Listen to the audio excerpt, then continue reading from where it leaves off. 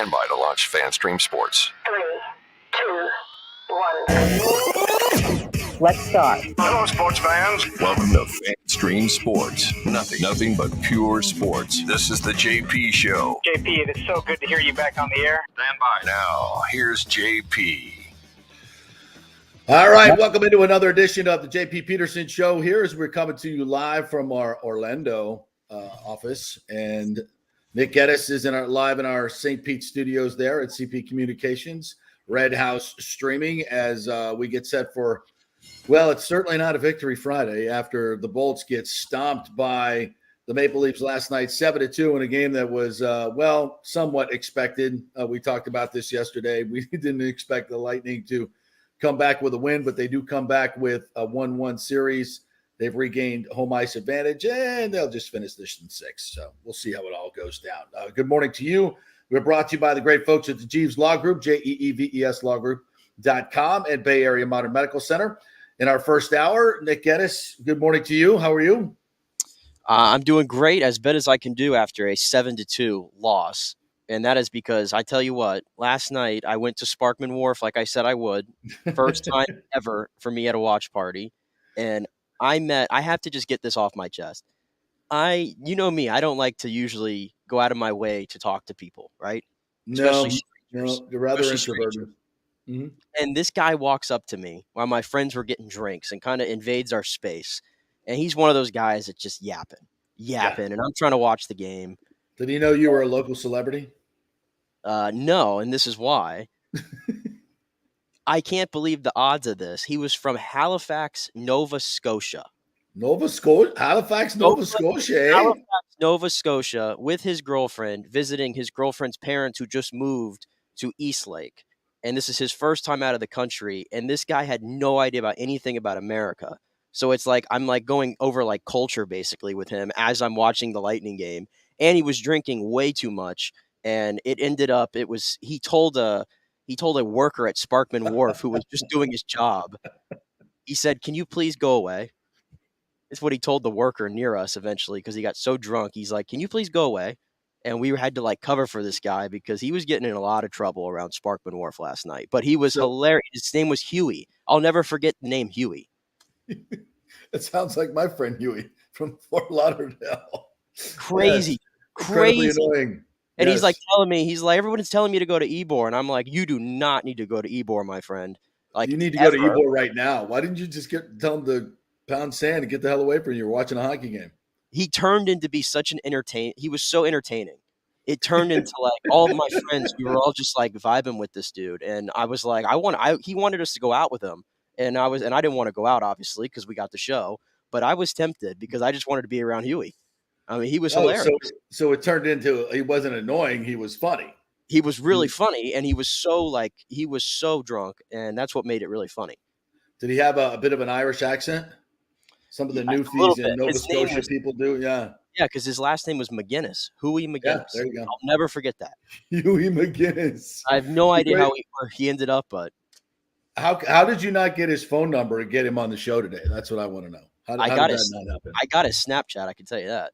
He added us all on Snapchat and Instagram and all that kind of stuff. So, well, we got to get Huey on the show. I want to hear what his perspective was of his first Lightning watch party at Sparkman. He didn't watch much of the game. I'm going to be honest with you. He did. He was just hammered, just pounding completely beers. hammered. I love that. But he made my experience nice down there. Oh, good. I thought it was going to be a horror story, but you never know. You start talking to people. This is what I tell you all the time. You may meet some of the most fascinating people you've ever met in your life, become fast friends. Heck, a year from now, you'll be going up to Nova Scotia, going fishing with old Huey McGinnis. Oh, he's already trying to get me to Nova Scotia. There you go. Trying to get me to Nova Scotia. Dude, embrace it. Embrace the world. Embrace other people. You never know. I mean, yeah, 8 times out of 10, they're probably going to be a-holes. But you never know. You can meet a star like this. You just never know. That's what makes talk. You never just talk to people, find out who they are. If they're weirdos, you just haul ass. All right, that's probably not why people tuned in. We are going to have Dan Lucas join us from News Channel 8 at 10:30. Always have fun talking to Dan. We'll talk some Bolts, Bucks, and Rays. And Eric Erlinson will join us, Lightning Insider, at 11:30 and get his take on the debacle that was last night in Toronto. I mean, I said it yesterday at the end of the game, or at the end of the show. I didn't expect the Lightning to win last night. I thought it was going to be tough. Somebody asked me, I thought it'd be like 5-2. You're losing Chernak and Hedman. You've already won game one, and AC Mon. You're already won game one. Toronto was embarrassed. You knew they were going to come out with their best effort. Everything was setting up for a big Toronto win. And, and I loved Cooper's response afterwards. It was just like, and you'll hear it. We're going to play Coop here in a second, when Ed Encina was like, are you kind of worried that lack of urgency that they showed in the second? and Coop's like, Ed, come on. No, I'm not worried. These guys know what to do. This is completely expected. It's a 7-game series. It's going to ebb and flow just like it did last year when Toronto came out and blitzed the Lightning 5-0. Lightning came back and won the series in 7 games, 2-1 up there in Toronto. So look, this is not something that is crept into their game. This is not something that is to be worried about. At least I don't think so. I mean, it may show in the end that Toronto's just a better hockey team. I see this as 2 very evenly matched hockey teams, except when the Lightning play without Chernak and Hedman, and it's decidedly tilted towards Toronto. This should not be a surprise. When I heard Hedman wasn't playing, I was like, well, they really got no chance tonight. And that's just the way it is. You can't lose your 2 top defensemen, or 2 of your 3 top defensemen, certainly your 2 best defenders, and think you're going to win a game in Toronto when they're down 1-0 and we're embarrassed in game 1. So my take on this whole game was completely expected. I didn't think Vasilevsky played his best game. I'd say there a couple of those goals he would probably want back.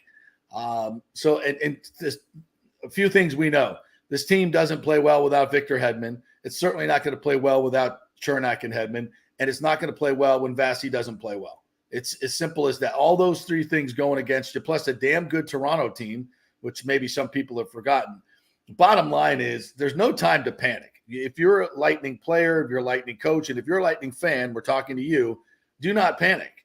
This is, I hate to say it, but they got them right where they want them. They stole one.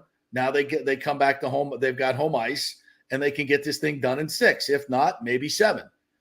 Do I feel like watching the first 2 games that the Lightning are the decidedly better team? No, I don't think that at all. I think it's a very even matchup. I feel pretty much the way I felt going in, that the goaltending should be the difference in this series. And let's hope that it is, because I think Vasi is still the better goaltender, even though he didn't play great last night. But again, the Lightning were not on their details. They made a lot of mistakes. They had a lot of turnovers in their own end, which are, that's going to leave the goalie hanging out to dry. Look, Tavares was good, had the hat trick, great shot on that second goal. It's kind of fooled Vasi. They were really good. It's exactly what I expected, but I'm not freaking out that the Lightning are overmatched in this series whatsoever. I wouldn't freak out either. Toronto, we got them in game 1, and the difference is our stars dictated game 1, and I called out Toronto's stars. Where are you? Right. And here comes Mitch Marner with 2 goals. He showed up. John Tavares, who I didn't even mention him much because that's how much of a non-factor I thought he was in game 1, scores the hat trick. I don't think Matthews, to me, that's the thing. I still don't think he was that noticeable last night. No. Considering the fact they scored 7 goals. But you talk about players that elevate their game. William Nylander, I think, is their best player night in and night out in the playoffs. He elevates his game. So, and that was the difference. Morgan Riley, I think, had 4 points on the blue line. Yeah. I mean, there you go. I mean, that's the difference right there. Your stars got to show up. Toronto's met the call last night. The Lightning didn't. And even then, I don't know about how you felt about it, but the first 10 minutes of the first period, I generally loved the Lightning's game. They were up 8-1 in shots through the first, I think 8 or 9 minutes of the game. The only shot being the goal. And, that kind of puts you behind the 8 ball when you have a silly pass there from Killorn.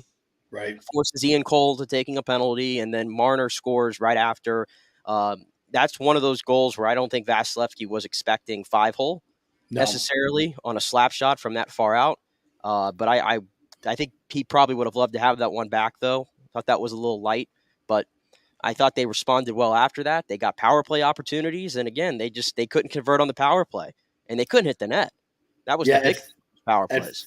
about 14:50, the Lightning on the power play. Point had a great opportunity from the slot, and Samsonov made a great save. I thought that was a big play in the game because, as you mentioned, after that initial Toronto power play, the Lightning, I thought, kind of owned the play. If they get that goal right there and even things up 1-1, I think it may be a different hockey game. But in the end, I still think it was just – and I think it was Ryan Callahan who mentioned this in the game is Toronto just dominated possession and the faceoffs. Faceoffs were huge last night. It seems every time Toronto won a big faceoff, it ended up in the back of the Lightning's net. So their faceoffs were not good. The Lightning need to desperately improve on that. But even in their cycling, and when Toronto gets cycling like that and they just maintain possession of the puck, it builds momentum. And Chernak and Hedman are guys that can recognize that and kind of disrupt what they're doing, turn the puck over and get it going the other way just with their anticipation. I thought that was a great point that I think it was either Callahan made, but that's something that they missed, that they needed desperately last night. And I thought Toronto kind of controlled the game that way. And that's why when you have two defensemen that are that good, it makes a big difference. And and I wonder how much them being out did play. I mean, obviously it played a role, but I will say, like, Fleury and Bogosian, if people are going to point to those two and say, like, oh, they were the weak links, well, I mean, Fleury was even on the night, and Bogosian was one of three players who was +1 for the Lightning. So I don't know if it had more to do with them or it had more to do with more plate on the Sergachevs of the world and the Nick Perbixes of the world and Radish and those guys. Maybe they just had too much on their plate then, and they had to play a lot more than they're used to. I think that's more of the effect probably you got out of not having Hedman and Chernak than mostly having Fleury and Bogosian in there. Yeah, that's true too. I think it's, sometimes it's not what those players who were on the ice did. It's what the guys that didn't play would have done. And getting those turnovers and getting starting the breakouts, making those key plays that disrupt goals. So, look, you just you crumple it up, throw it in the wash in the garbage can, and come back and get ready for Game 3. Hopefully, Hedman will be back. From what I've heard on Chernak, I think he'll be back as well. So then we'll get back to even strength, and we'll see who wins. And don't forget, the Lightning have been dramatically better at home than they have been on the road this year. So you just want to get one, man. I was worried they weren't going to be able to win anything on the road in Toronto. That was my biggest fear, and they did that. So now they got it. Yeah, you had to get one. And again, looking at trends around the league, 6 of the 8 series are 1-1 right now. Right. 6 of the 8 series are 1. So I mean, this is what usually you just want to get one. All right, let's listen into a completely unfazed John Cooper after the game last night in Toronto, as he met the media. I'm wondering, when your team loses a game in that manner and the veterans they are, is it a night where you address them post-game, or do you leave it to them to sort out? Well, there's nothing really to sort out. The game's over, so it's but no, we spoke after, but I mean, these guys are pros. We all had a really close seat to what happened, and they know what's going on. John, I know you're not one to ever really replace your goalie at any point. Did you even consider it, though, after the second period there? I did, and that was quickly shut down by the goalie. And so that's why he's the best in the world. He's not coming out.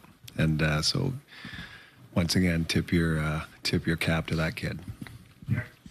John, I know you're not one to make excuses, but if you can, in your words, explain what it's like when you play a full game without Victor Hedman and what he brings. It's like, how do you fill that void? Listen, this had nothing to do with Victor Hedman being out of the game. We've won games in this league without Victor Hedman. I could sit here and go through 100 years of cliches. One team wins game 1, the next team gets blown out in game 2. Which one do you want? In the end, did we play hard enough to win? Probably not. Was there a team that was a little bit more urgent? Just flip the script. Just look at last year's series. It's the exact same, just flip it. And now we're going back to Tampa. But it's not because one guy was out. That would be just a poor excuse. Okay. John, I guess it's not very surprising that you're 1-1, but are you surprised at how you got to 1-1?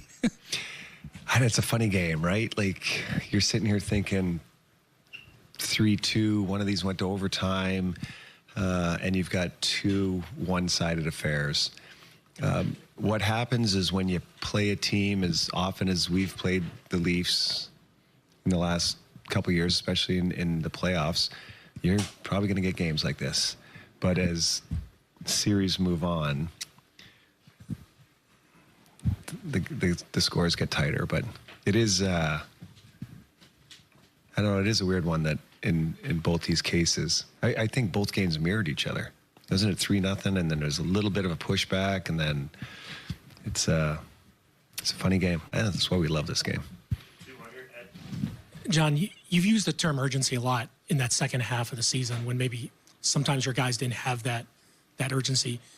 Is there any concern about that some of that stuff that you saw in the second half may creep in? Or Ed, it's a 7-game series. It's not a 1-game, one and done.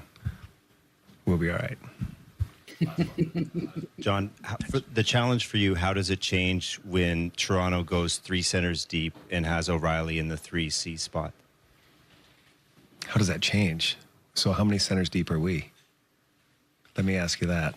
Well, I'm just saying last game they give me points, Cirelli and Paul all day against anybody in the league. Salty Cooper. I love it. I'm getting a little bit of feedback here. Listen, I love Coop's response to that at the end there, trying to, it's funny. Coop kind of anticipates the questions and kind of reads into the questions, which I think is fantastic. And nothing against that and seeing it at all. That's a question that needs to be asked. Of course, are you worried? Is this a spillover? We talk about flipping the switch. Well, this is the opposite of flipping the switch. Sometimes you can't flip the switch, right? Sometimes the other team jumps up on you, and are these old habits. But I think, I think Cooper wanted to shut that down right away, not to let that become some type of narrative. That, okay, maybe they flipped the switch in game one. And I've had some people text me and say, wow, maybe game one was the outlier, and it's really more about game two. Well, how do you know that? I mean, let's not forget. I mean, Hedman and Chernak did not play. And I know Coop doesn't want to, he never wants to let excuses go out there, but come on, let's be real. If take away the Toronto's top two or two of their top three defensemen, and Morgan Riley had four assists last night. I mean, let's just keep it real. Plus everything else that was going against the Lightning, right? The second game, Toronto a little bit more calm than they were in game one. All those things. And again, did anybody think the Lightning are 7-3 better than Toronto after game one? No, not at all. What was anybody saying, oh, the Lightning are going to sweep now? I don't, maybe people were, but we certainly weren't. Yeah. No, we weren't making any grand. It's an even series. You got one on their ice. That's the most important thing. Now let's go. Let's see what happens in 3 and 4. And I almost feel like you just bury both of these games because they're they were so lopsided. And in a way, I thought they were both a little mucked up at times too. Yesterday we talked about it. Were the Lightning going to retaliate and stuff? And they got Tanner Jeannot back, who, by the way, he looks like he needs to be on the undercard of Tank and Garcia tomorrow. My goodness. I mean, the blood coming on Luke Shin's face as he's going. That's a hockey guy right there, by the way. Yeah, Luke got a couple of good looks in, too. That was a good fight. That was as good a fight as I've seen in a long time. You see, Jeannot had blood on his fist, and it was icing it down and everything in the box. So that was pretty funny. Even Bogosian, I think he tackled Giordano to the ground. So there's a lot of that going on yesterday. I think the Lightning racked up probably 50 penalty minutes total. It was kind of funny there at the end when they had 3 guys in the box, Perry, Jeannot, and Maroon. What a group that is sitting in the box with all Toronto fans going crazy, which I know you want to get to, which means I know you want to get to this one. We gotta play this, don't we? Now that I've opened it up, we have to get to the audio. So let me. Well, listen, first of all, Toronto's fans completely losing their mind because Lightning players in the penalty box or Jeannot or whatever. I mean, they've been to hockey games before, right? Like guys go into the penalty box after they fight.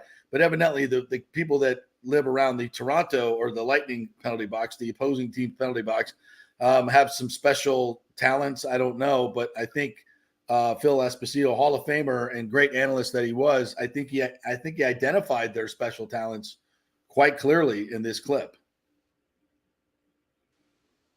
There's activity by the Lightning penalty box. I think the Lightning are upset with some of the fans over there. You got a fat woman who's yapping like crazy. Is that a guy with long hair? I can't tell.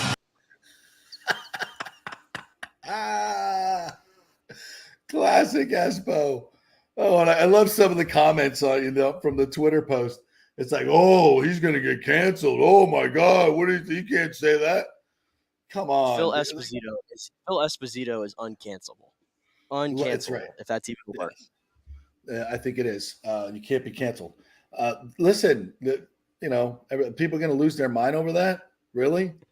That's still a choice, by the way. You sent me that, or I saw you post that video on Twitter this morning, and I'm in my house. I'm just dying laughing at like 7 a.m. my entire house today. I mean, probably disturbing my neighbor. I was laughing obnoxiously loud at Phil Esposito saying that. Yeah, it's fantastic. Listen, I'm not. We could take a couple things from this game, but not much. I thought I would like to see Vasi sharper than he was. That's number one for me, and I think he will be. Other than that, yeah, I throw it all out. Yeah, I don't think momentum carries over in these games. I really don't. I think I'm glad you said that. I think that's such a thing that people talk about is momentum. You got to have this and that. And I think we talked about it with some guys before going into the postseason because Lightning weren't playing well. And they're like, that's a myth. Yeah. It's a myth once you get to the playoffs. There's no momentum. And I just don't know how much there really is one game to the next either. I really don't. I've seen situations where the Lightning in past years where you would think, oh, that's a killer. That's going to kill their momentum, right? That's going to stall things out. And then they'd come back the next game and they kick somebody's ass. I mean, I just feel like that's what goes on in the playoffs. Yeah, I think hockey's a lot like baseball. Momentum is the next day starting pitcher, right? It's how are you playing that day in that game? How does that game start? Like, okay, if you're going to say the Lightning had momentum after game one, 40 seconds in, do they still have momentum? They've given up a tripping call, and Marner scores and the place freaking explodes. You think the Lightning were full of confidence because they won 7-3? No, they're like, oh crap, we're in trouble. This place is on fire, and we just gave up a cheap goal. That's how it works. There is no momentum. Brian Engblom, I thought, spoke very eloquently about this on our post-game show, and I asked him. I said, does momentum carry over into the playoffs from the season? I mean, here's the Lightning. They lost 5 in a row, but they had good feeling at the Red Wings game. They beat them 5-0. They get the shutout. A couple of guys got off the schneid. So does that carry in? He says, absolutely not. He says, no way. First of all, it's 5-6 days later. Second of all, no. It's all about the matchups and how you're playing against that particular team. What are they doing to early on in the game to carry the puck possession? That is momentum. Shift to shift is momentum. You can build that within a game, but not game to game. So I think that's, yeah. If you thought the Lightning had momentum with a 7-3 win, you don't know much about hockey. It doesn't work that way. It's the next game. It's what happens in that game. And then it's that, we talk about this so much. It's something that the Lightning do so well. After that goal they gave up, you said it earlier. They go 8-0 on the next 8 shots, and they get a power play. Well. Yeah. They responded fantastically well. In fact, I thought, okay, we're back in this game. And when if Point makes that, Samsonov made a great save on that one in the slot with about 14:50 into the first. And to me, I was like, oh man, if they got that one and they didn't score on that power play, obviously, that I think would have been a little different. I think that puts a little bit of doubt, and then the Lightning grabbed the momentum. So, yeah, I think the momentum is built within a game and within shifts, but I don't think it's game to game. I don't think it's regular season to postseason. I mean, look, the Boston came out and lost game 1, but Florida was the better team, and then lost game 2, and Florida was the better team. So does Boston have any momentum from this, 150 win season? No, they don't. They're tied 1-1. They've lost home ice advantage, and they're going to the rinky-dink place in Sunrise, and they got a series on their hands. So, no. And the Lightning have no, is there momentum stealing one in Toronto? I think it makes you feel good that you're in the series and you're not, everybody thought Toronto was such a better team, and now you've kind of taken that whole narrative away. It's an even series. I still can't. It would be hard for me to pick a winner right now. If I have to pick a winner, I'm going to go with the Lightning because of their experience, and they've regained home ice advantage now, which I think is a little bit more important this year because they have not been good on the road. They've been much better at home. So yeah, I think if I have to pick a winner right now, it's the Lightning. But I'm certainly not betting the house. I'll sum up the two games right here. I'll sum it up. These are both two probably pretty evenly matched teams from a talent standpoint. Okay, you give the edge to Vasilevsky and net, of course. What you saw in game one was a Lightning team that's very talented that played nearly their best that they could play. And it didn't matter who was across from them. They were going to win that game by a good margin. And you saw the same thing in game two. Just flip it. Toronto, really good, talented hockey team, played their best game of the season, and it didn't matter who was across from them. They were going to win that game. And that happens. Yeah. It's that simple, in my opinion.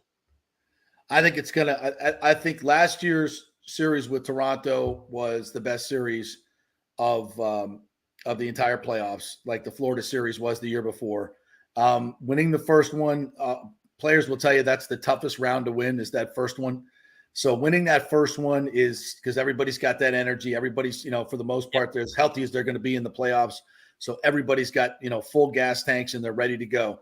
You got to survive that first one, and then you can really start digging in with some, where I think more nuanced play takes over a little bit more. And the Lightning are really good at that. They're really good at that. So I like the spot that they're in right now. There's no question about it. Coming back 1-1 is I think is as good as you could have hoped for the Lightning, given the situation with Hedman and Chernak. So let's see what happens. And remember, Bunting is out for 2 more games.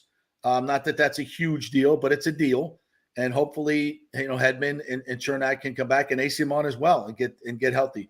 At this point, I don't, we haven't heard anything, but my sources are telling me that Chernak, if things go well, and they can always have setbacks when it comes to these head hits. But right now, I think they're feeling optimistic he'll be able to play in Game 3. So we shall see. Let's hear from the captain, if we can, Steven Stamkos.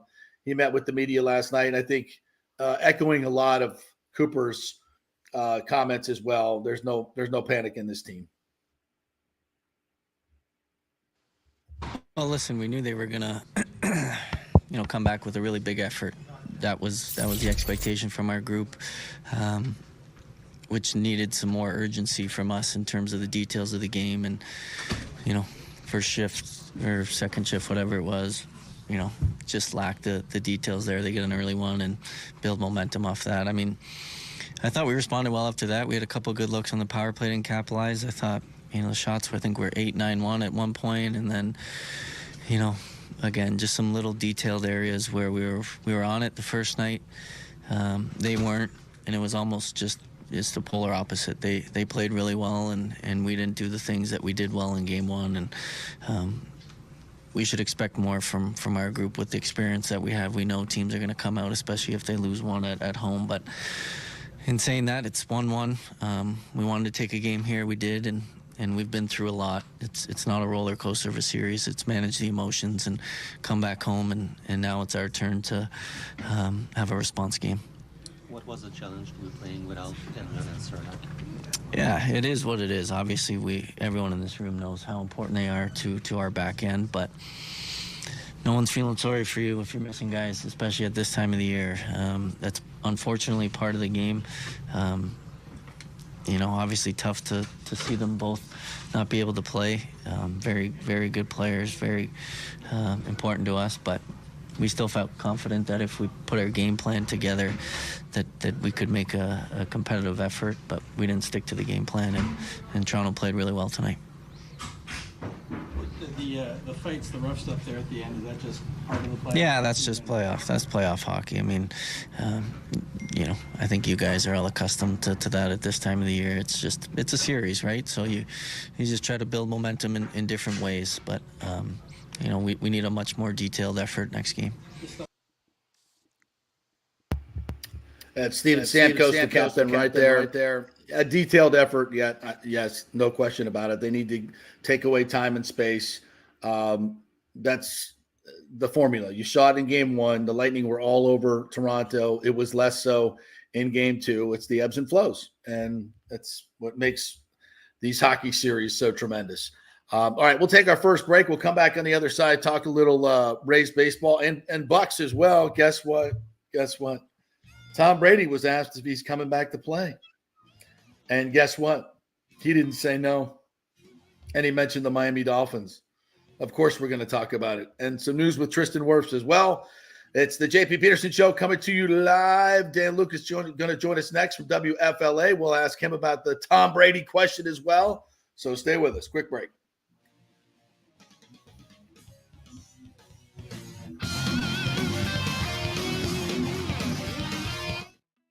Guys, are you experiencing those feelings of getting older, lower sex drive, fatigue, hot flashes, moodiness, or you just don't feel like you had the vitality you once had?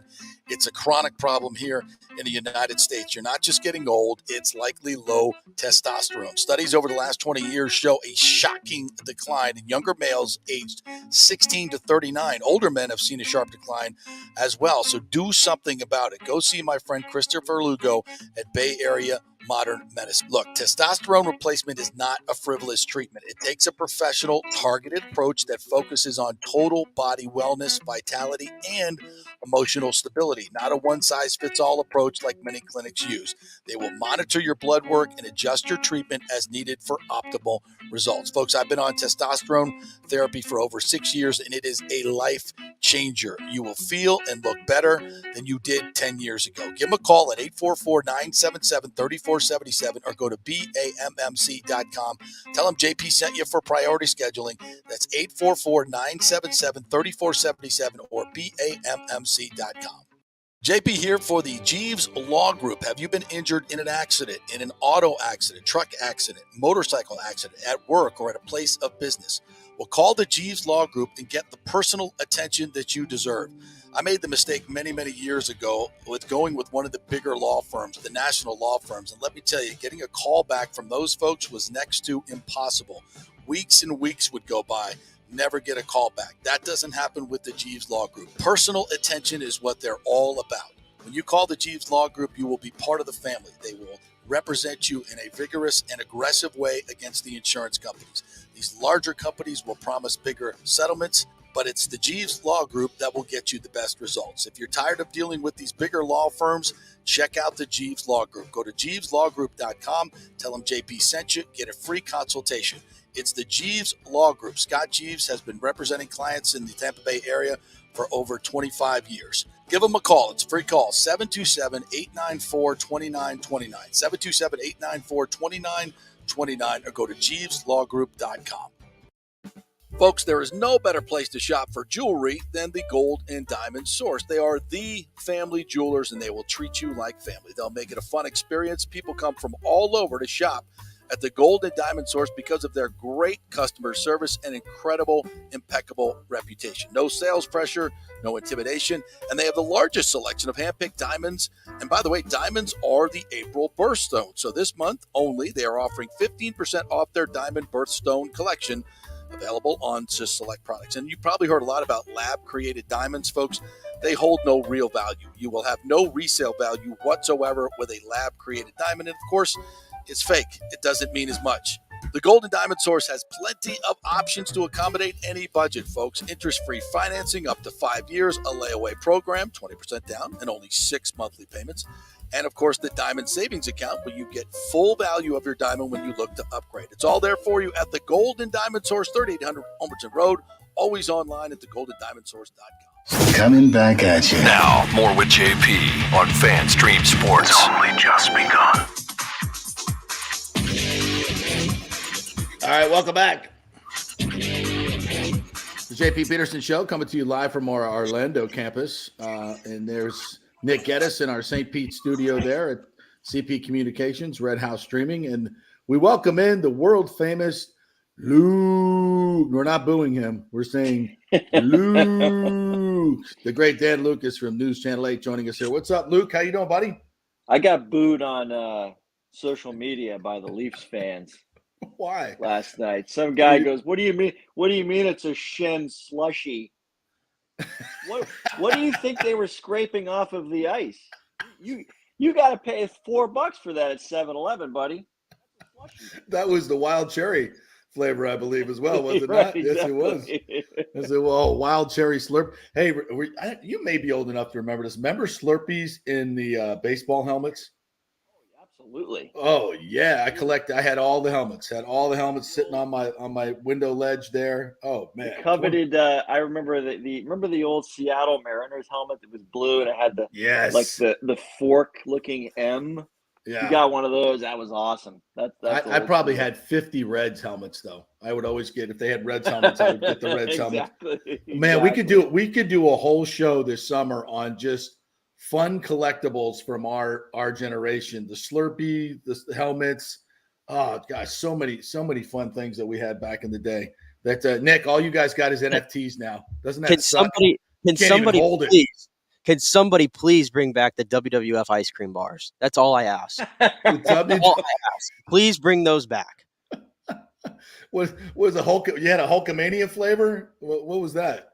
Okay, that was a little before me. Dan, did you ever have a WWF ice cream bar?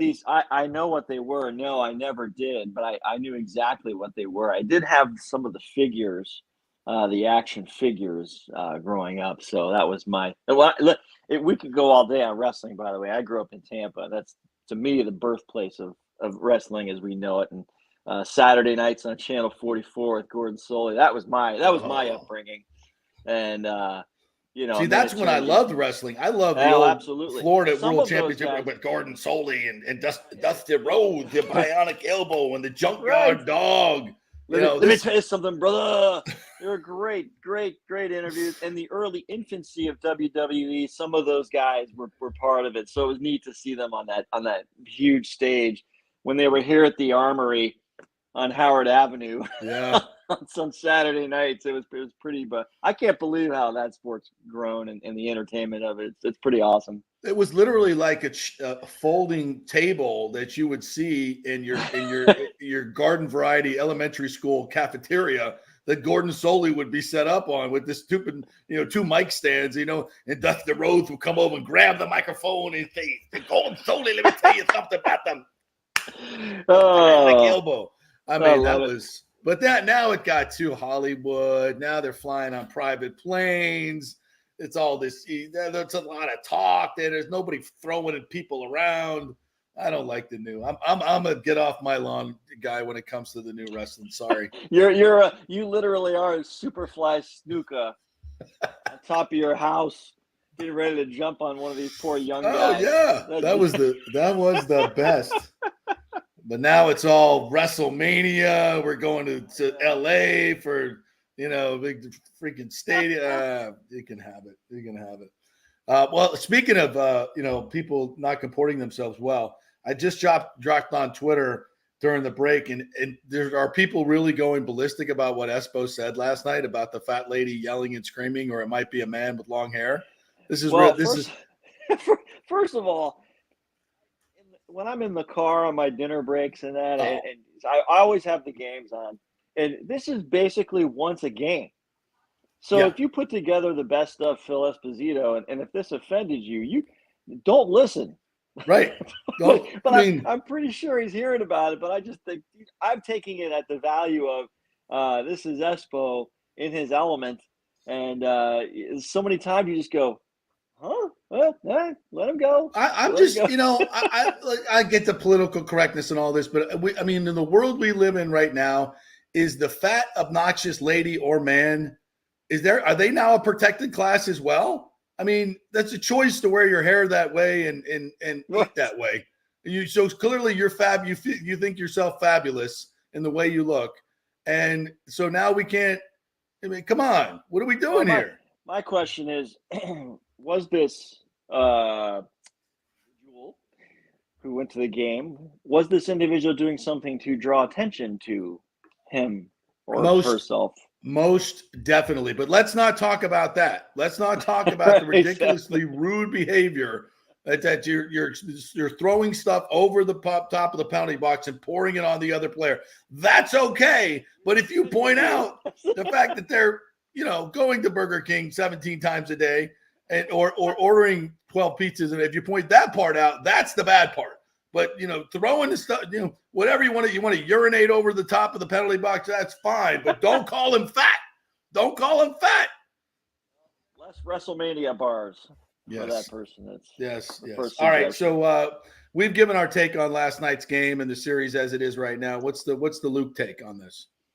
Well, my take on this is, first of all, I love playoff hockey for this reason, because you can, the wave of emotions, and by the time you get to closure on a series, for a little bit, well, especially if the team moves on, you can reflect, especially as a fan, reflect on what happened in the series. These two games are going to be forgotten a week from now, because I think things are going to start to tighten up a little bit, and hockey takes over. And I think there's two tremendous teams involved, and so I think this is going to turn into not only a super tight series, but super tight games, and that's what we really want to see. And for me in the game last night, it was said in the morning skate, obviously Toronto's going to push.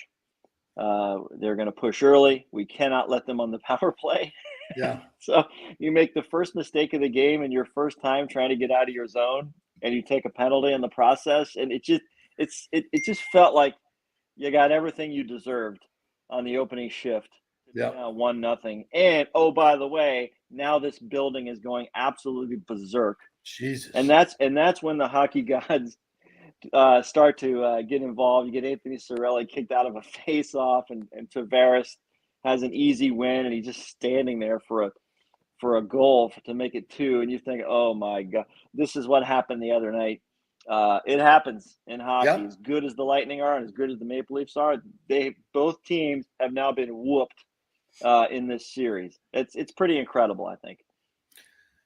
Indeed, and I think moving forward, Chernak's availability and obviously Hedman's availability, really the series depends on that. I don't think the Lightning can beat Toronto without those two guys. That said, Heddy was obviously close to being in last night's game. Probably the fact that it was the Lightning had already won a game. You knew that the emotion was going to be high for Toronto. Also having Chernak out. I mean, Cooper, there could have been an educated decision like, okay, let's give it our best tonight, but we're going to need Hedman for the rest of the series. It's a long series. Let's not take the chances. Give him a couple more days off, whatever the injury is, and come back in game 3. I don't know that for a fact, but that seems like some pretty, sober thinking. And if that was the case, fine. But I don't think the Lightning can win the series without those two guys. Your thoughts? Victor Hedman, especially just because of how involved he is. And as you heard Steven Stamkos say, we didn't follow the game plan. Right. Just the structure itself, before you talk about how talented he is and his value to the team defensively and offensively. But I guess my thoughts on Hedman, obviously it's undisclosed. It's something that it's one of those things where it's, how do you feel? How do you feel? Is he on the tail end of something? Or is he dealing with something that's nagging that's going to turn into long-term and get worse? I know you can't look ahead because there is no tomorrow if you don't win this series. Right. But is this something that rest gets him back to 75% or 80%, whatever these guys are this time of year? Or is this something that has come up recently that is borderline in the regular season, we'd shut you down for 2 weeks? That's my biggest question. But for your point on winning this series, I absolutely think they need Victor Hedman, especially on the special teams. On the 5-on-5s last night, after game 1, everybody said, you know what, the forwards came back and were helping. They were skating fast and helping. That wasn't happening last night. I'm not saying they were being lazy. I'm saying the Maple Leafs exploited picking up the fact that if we push this up the ice faster, these guys are kind of sitting ducks, and we can at least get set up in their zone and run what we want to do. So philosophically, tactically, Hedman's absolutely necessary. I just hope he's going to play at some point. I just hope that whatever's bothering him is not something that's potentially playoff ending for him if something even worse happens. Yeah, my sense is, and I know nothing. I know nothing, but I know that there was a little bit of murmur around that there was something with a hand injury or a wrist injury or something to that degree that has kind of nagged him all year long. We haven't seen a ton of those big time slap shots that he normally blasts from the post, from the point on the power play. So I don't know if that's something that's just lingering. He was skating yesterday. He skated the 2 days. So I think I don't know if it's lower body. I don't know, but that's just my sense. So it's just probably going to be more of a pain tolerance. And I think it's, I think last night was a good decision to keep him out, and we'll see where it goes from here. You have any concerns about Vasilevsky? A couple of those goals last night I thought were not a little soft. They were a little soft on him. And we've seen that. It has not been his best year. I thought he looked great in game one, but what are your thoughts on Vasi? I think there were a couple of goals where he did have a view of the puck. I believe that Tavares, the 2-0 goal, he was able to see that shot, and then later in the game, there was another goal.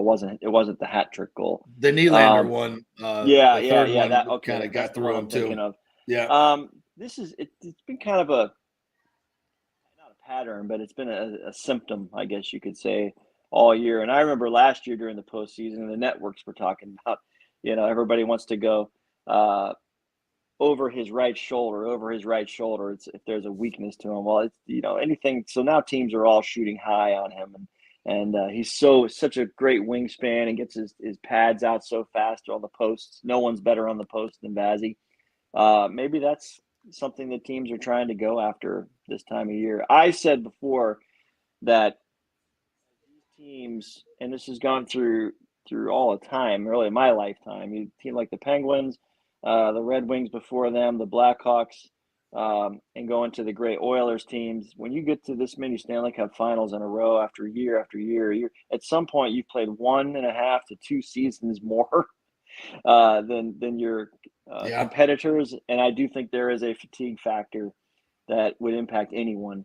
Not that he would use it as an excuse. He didn't last night. He told Cooper he's going back out for the third period. But I know if you cannot move, we know Andre Vasilevsky moves. If he's 2% off on lifting his arm or getting that blocker up, that's a goal.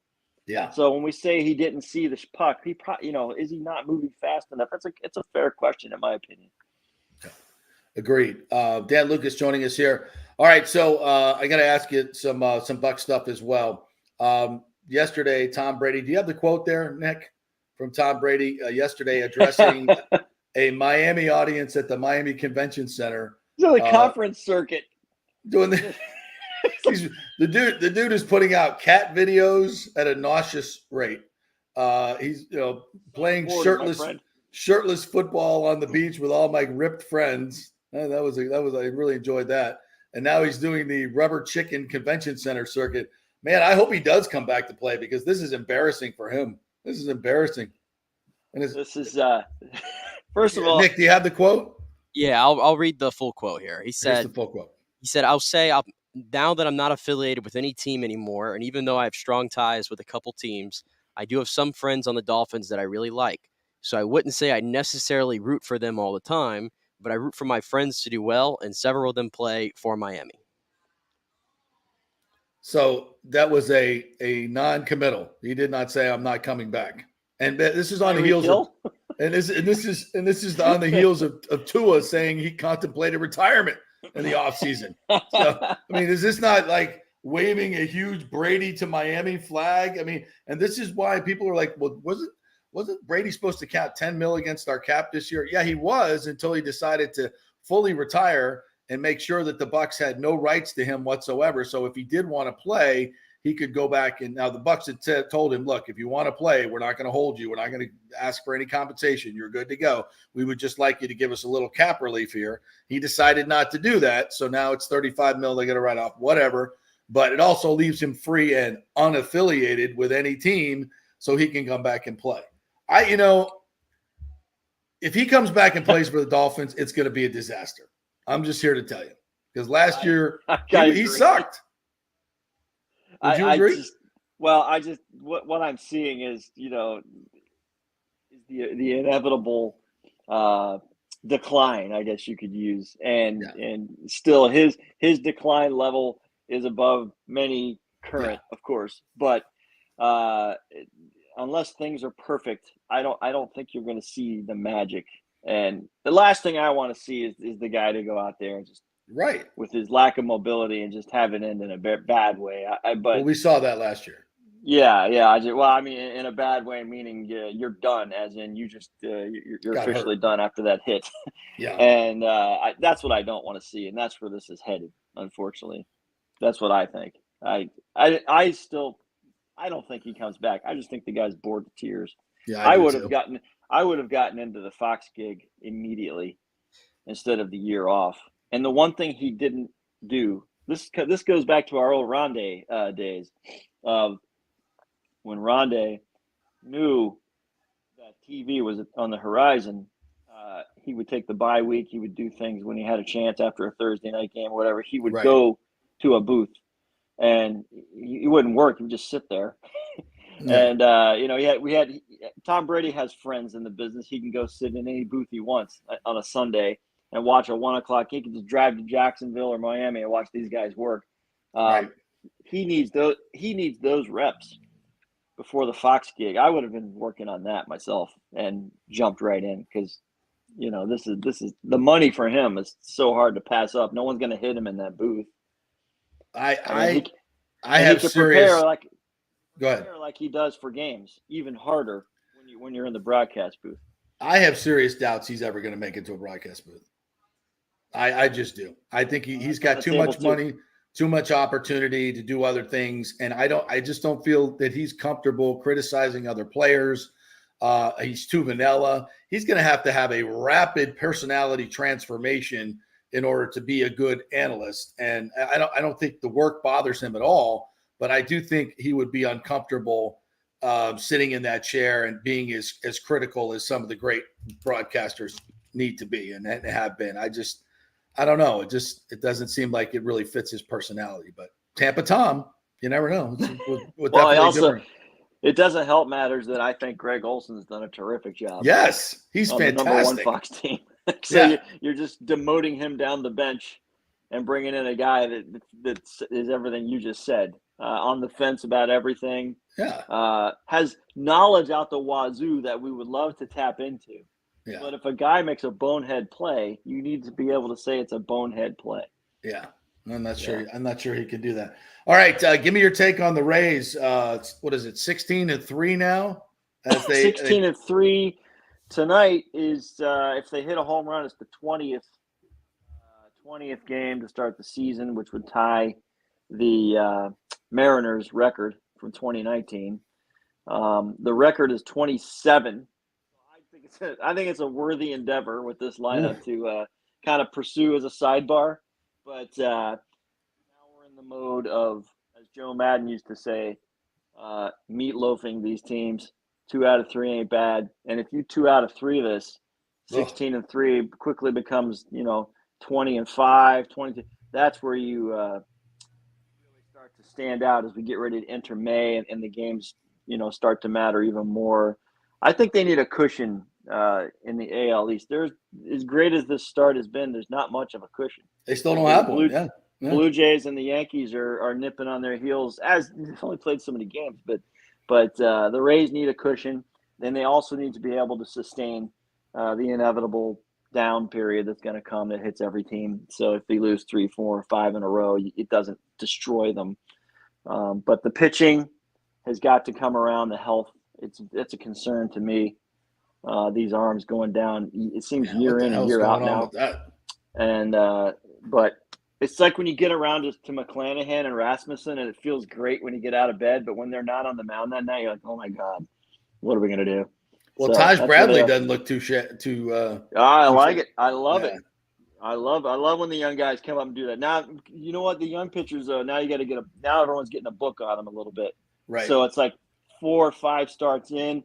That's when you really start to see how he handles adversity, because guys are going to start to figure him out.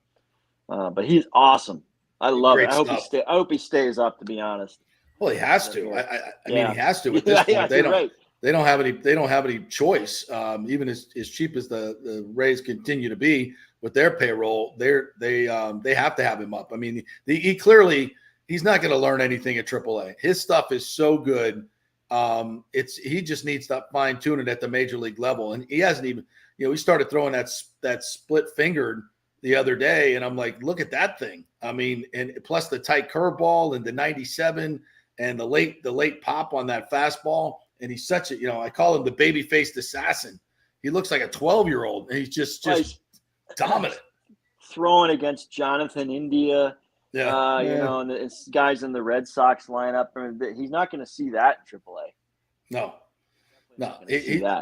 I think that's – and just from a Rays standpoint looking forward, I mean, you can't continue this pace. But I've said this many times. I'd like to get your thought on it. It's not like these guys are doing stuff individually that they can't do. Collectively, they're all hot at the same time, which is what's got this streak going. But, Josh Lowe has what, 4 home runs? That's not like he's hit 10.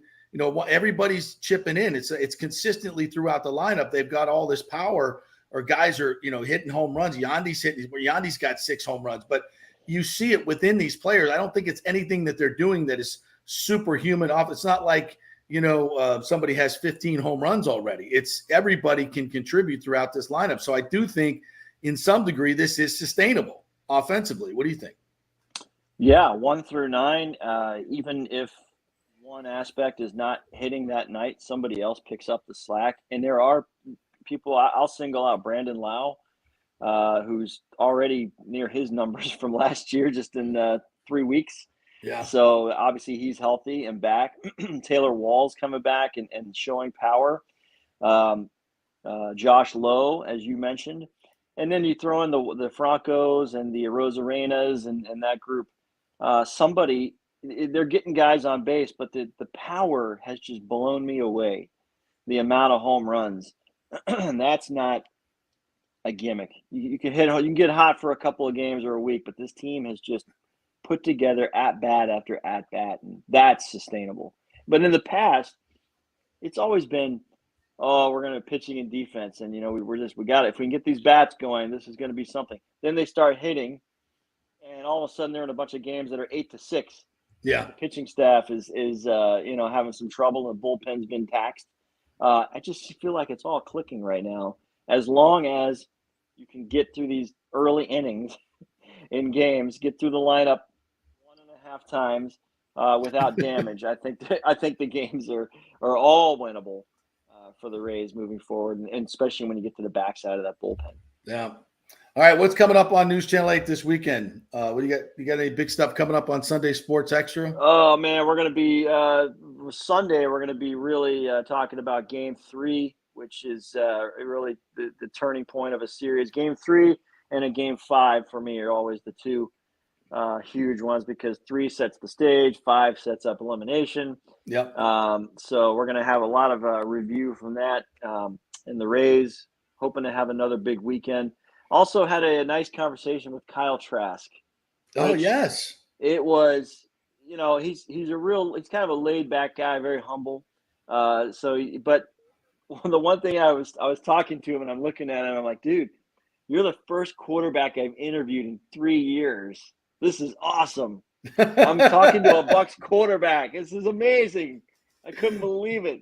We're back. We're talking to quarterbacks again. One-on-one, you get a quarterback. What? Brady wasn't interested in doing a Dan Lucas exclusive? What the hell? I don't know why. He just didn't. I don't know. I said, Tom, watch the show, man. See, we'll put you on. We'll get you at the top. They call it the A block. Put you at the top of the A block.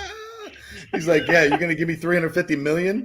Exactly. No. Exactly. There'll be no money, but on your deathbed, you'll receive total consciousness. Consciousness. You got that going for you, Tommy.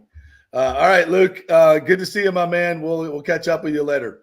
Thanks, buddy. Thank you, boys. The great Dan Lucas. You can follow him on Twitter at WFLA Dan.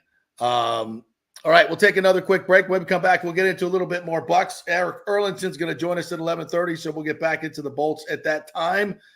We are brought to you by the great folks at the Jeeves Law Group, Bay Area Modern Medical Center, Italiano Insurance. Great time to do that insurance checkup, folks. You could save thousands of dollars.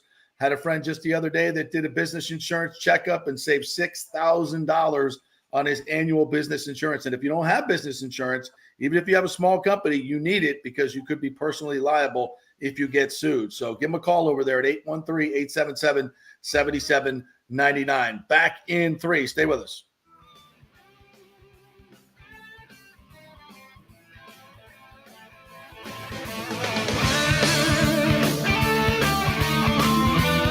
Folks, there is no better place to shop for jewelry than the Gold and Diamond Source. They are the family jewelers, and they will treat you like family. They'll make it a fun experience. People come from all over to shop at the Gold and Diamond Source because of their great customer service and incredible, impeccable reputation. No sales pressure, no intimidation, and they have the largest selection of hand-picked diamonds.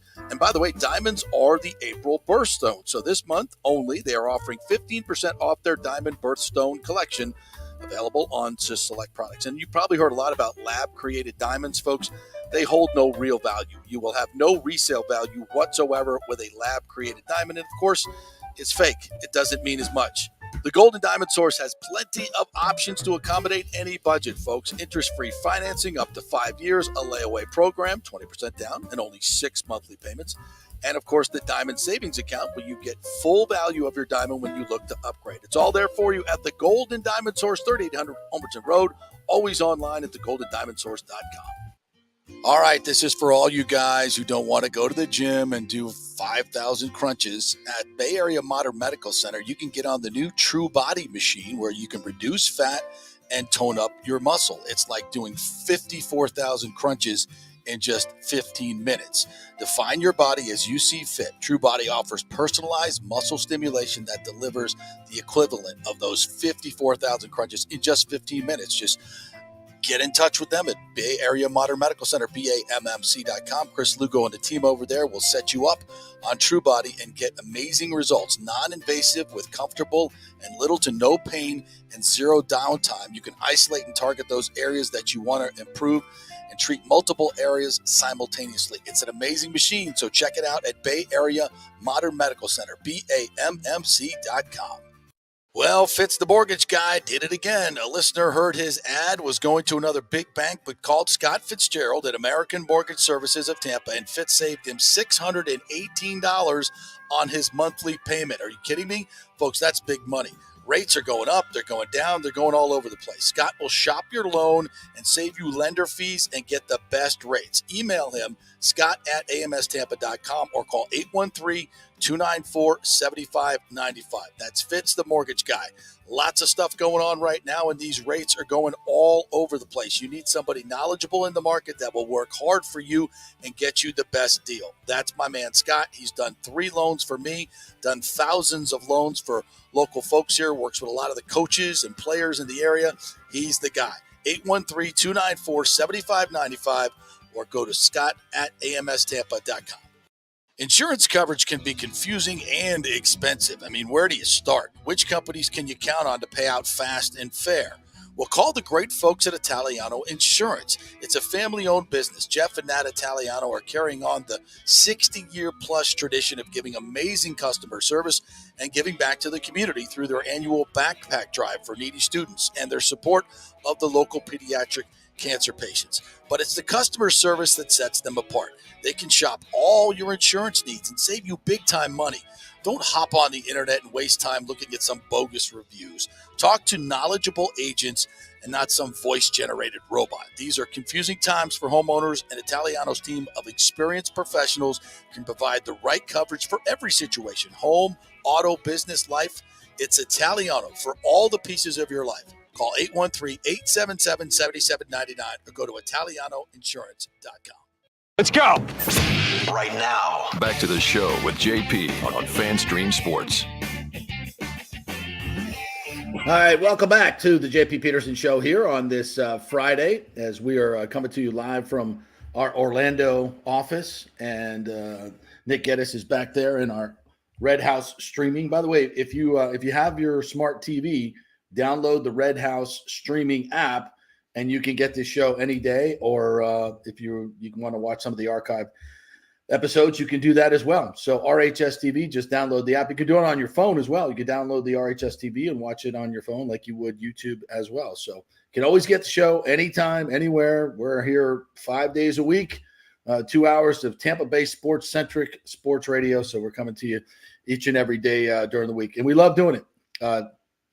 Nick, shall we get into a little bit of the NBA stuff last night? I guess it's crotch-kicking series this year in the NBA. I don't know if you saw last night where Joel Embiid did his best impression of Draymond Green stomping or kicking somebody. What was the guy that was it Claxton that he went after last night? Yeah. And did not get kicked out of the game. But later on in the game, James Harden, who's ducks his shoulder and his elbow on somebody who's up in his grill, inadvertently gets him in the nads, and he gets ejected from the game. Worst ejection I've ever seen in a game. I mean, the series is not in doubt with the Sixers in Brooklyn, but I don't understand what's happening. I thought Draymond Green's suspension was stupid as well, but the Dubs come back and got the win last night anyway without him. So what's going on in the NBA playoffs? This is bizarre. The Zebras just love to get their way into this game somehow. They have to get involved. They have to just let the teams play. This is the postseason, and I find it so funny that I believe who's in charge of like these type of suspensions and deals for the NBA is Joe Dumars. Yeah, and I just find that funny considering that Joe Dumars played with Bill Laimbeer and John Sally, the Bad Boys, the Bad Boys. Yeah, I find that. I mean. So I understand things have changed. That was 30, 35 years ago. I get that. But I just feel like everything is so light now. Like the bar is so low, I feel like, for you to get ejected from a game or suspended. And in the playoffs, I don't like that one bit. No, it could change the whole season. It could change everything. You contrast that to the NHL. Like, to me, it's like very obvious when a suspension is warranted, and that would be Michael Bunting, a headshot, very dangerous, Chernak falling back on his head on the ice. I think that's a little bit different than a stomp or whatever to someone's back or their chest or a little leg kick here and there. Like, I just give them the flagrant one or whatever the flagrant that doesn't get them thrown out of the game. I can't remember if that's one or two. Flagrant one. The flagrant one. Just give them the flagrant one and move on about your business. To me, it's not in good interest in the playoffs for these stars, which is all about the NBA. Like, we're tuning in to see these great players play. And now I guess that Joel Embiid is under investigation of the NBA, this kick or whatever. Yeah. And they've already set the precedent with Draymond Green. So now the NBA looks a little weak if they don't do the same thing to Joel Embiid. But who wants to watch a game and not see Joel Embiid play? I mean, like you said, that series is not in doubt. But still, I don't like the premise of it. And the other part about it is, it's become commonplace now when you knock a guy down or block his shot to basically teabag him, right? You want to get, you stomp over him. And that's what Joel Embiid was reacting to. I mean, there's got to be some culpability for that part as well. I mean, if some guy's going to stand over me like that and put his crotch in my face, well, guess what? There's going to be a retaliation. He doesn't have to do that. And he won't do it again. I can tell you that. I can tell you that. So the NBA playoffs, they're going to have an issue if they're suspending guys like this. And luckily, it didn't have an impact on the Warriors season because they got the big win last night without Draymond playing. Actually played pretty well without him. Kevon Looney had 21 rebounds, 20 rebounds and 9 assists. Yeah.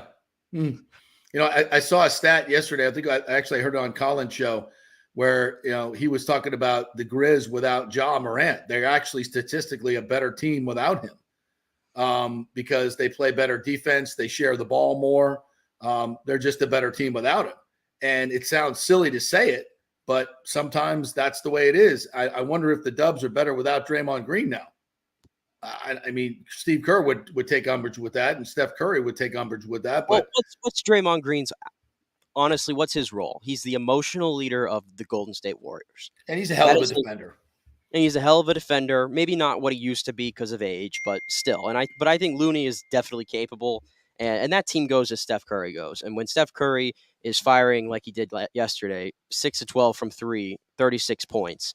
it's pretty hard to beat that team. So even though I think the Kings ultimately win this series still, it's hard to just completely just put Golden State to bed because you could have a Steph Curry like the game like this at any given night.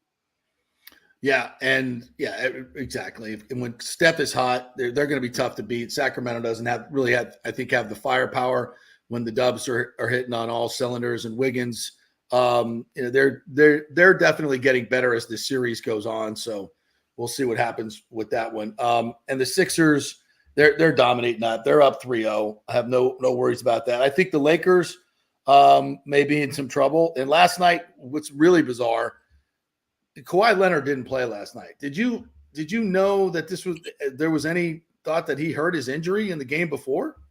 I did not know it until it came out like yesterday that he had a sprained knee. When they said that he was like going to be a game time decision or whatever, it's par on the course for Kawhi Leonard and the Clippers as a whole.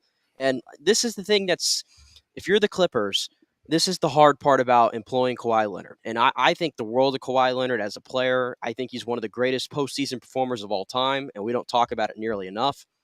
But, I mean, this guy's playing like 25, 30 games a season in the name of load management. Ty Lue is just letting he's saying the loud part, the quiet part out loud, rather, about, all the minutes we didn't give him in the regular season. That's why he's playing 45 minutes now. This is what it was for. But if you're not playing, it's almost like counterintuitive a little bit because your muscles are not getting worked up a little bit to play 40 to 45 minutes. So now Kawhi Leonard, who's 31 years old, 32 years old already, he's no spring chicken and has had a lot of injuries. Now he plays one game, 45 minutes, and now he's got a sprained right knee. And it's the same injury that Paul George has, who's already out for the series. So is Kawhi Leonard going to play in the series now? I don't know. And again, if you're the Clippers, you can't beat this team without Kawhi Leonard. I thought they could get by without Paul George in this series, but without Kawhi Leonard, and even though I thought Russ played his best game of the season, probably offensively last night, Norman Powell puts up 42. Who saw that coming? And they only lost by 5. They were in that game the entire time. It just makes me, if you're a Clipper fan, it's like if you had Paul George and Kawhi Leonard in this series, I think, again, I said this a month ago, I thought the Clippers were the deepest team in the West. And they're kind of showing it here by the fact that they have two guys who can go put out 30 and 42, not named Kawhi Leonard and Paul George. But if they had those two guys, I think they'd win this series. But it's not going to happen that way. Isn't it crazy in this league right now is guys are coming out of nowhere? I mean, this Austin Reeves cat for the Lakers, he's like the best scorer on the floor for them at times. I'm like, where the hell did he come from? Rui Hachimura. These guys get these opportunities and they step up and score 40, score 30, score 25. And I love it because you're seeing teams like Sacramento, who everybody counted out, they can't hang with AD and LeBron. Well, yeah, you got 5 guys that are playing with the energy that they're playing with against, 2 in a supporting cast. Yeah, you got a shot. And we're seeing these homegrown teams and more the wave of the future than the superstars. I mean, the Brooklyn thing didn't work. The Sixers thing didn't work. These other teams are working. And you could kind of look at Durant with the Suns and say, okay, that was, here's Kevin Durant ring chasing again, getting with a team that's already loaded and ready to win. But let's just be honest, he puts them over the top. And if Booker plays the way he did last night, they ain't losing. I think that is a team that has more firepower. They're deep. But that's why I think their margin of error is so small. They need Devin Booker and or Kevin Durant to play out of their mind. No, Ayton can score. He didn't have to last night, but he can score. He ain't carrying anyone.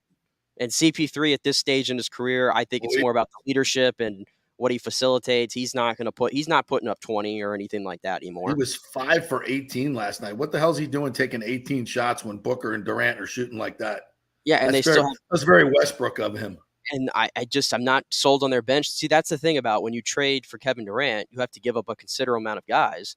And Michael Bridges is one of those who has just flourished with Brooklyn, and Cam Johnson as well. And that's the trade-off when you get a Kevin Durant. You're a lot less balanced, and I think your margin of error is a lot smaller now. No, I would agree. All right, there's our NBA update.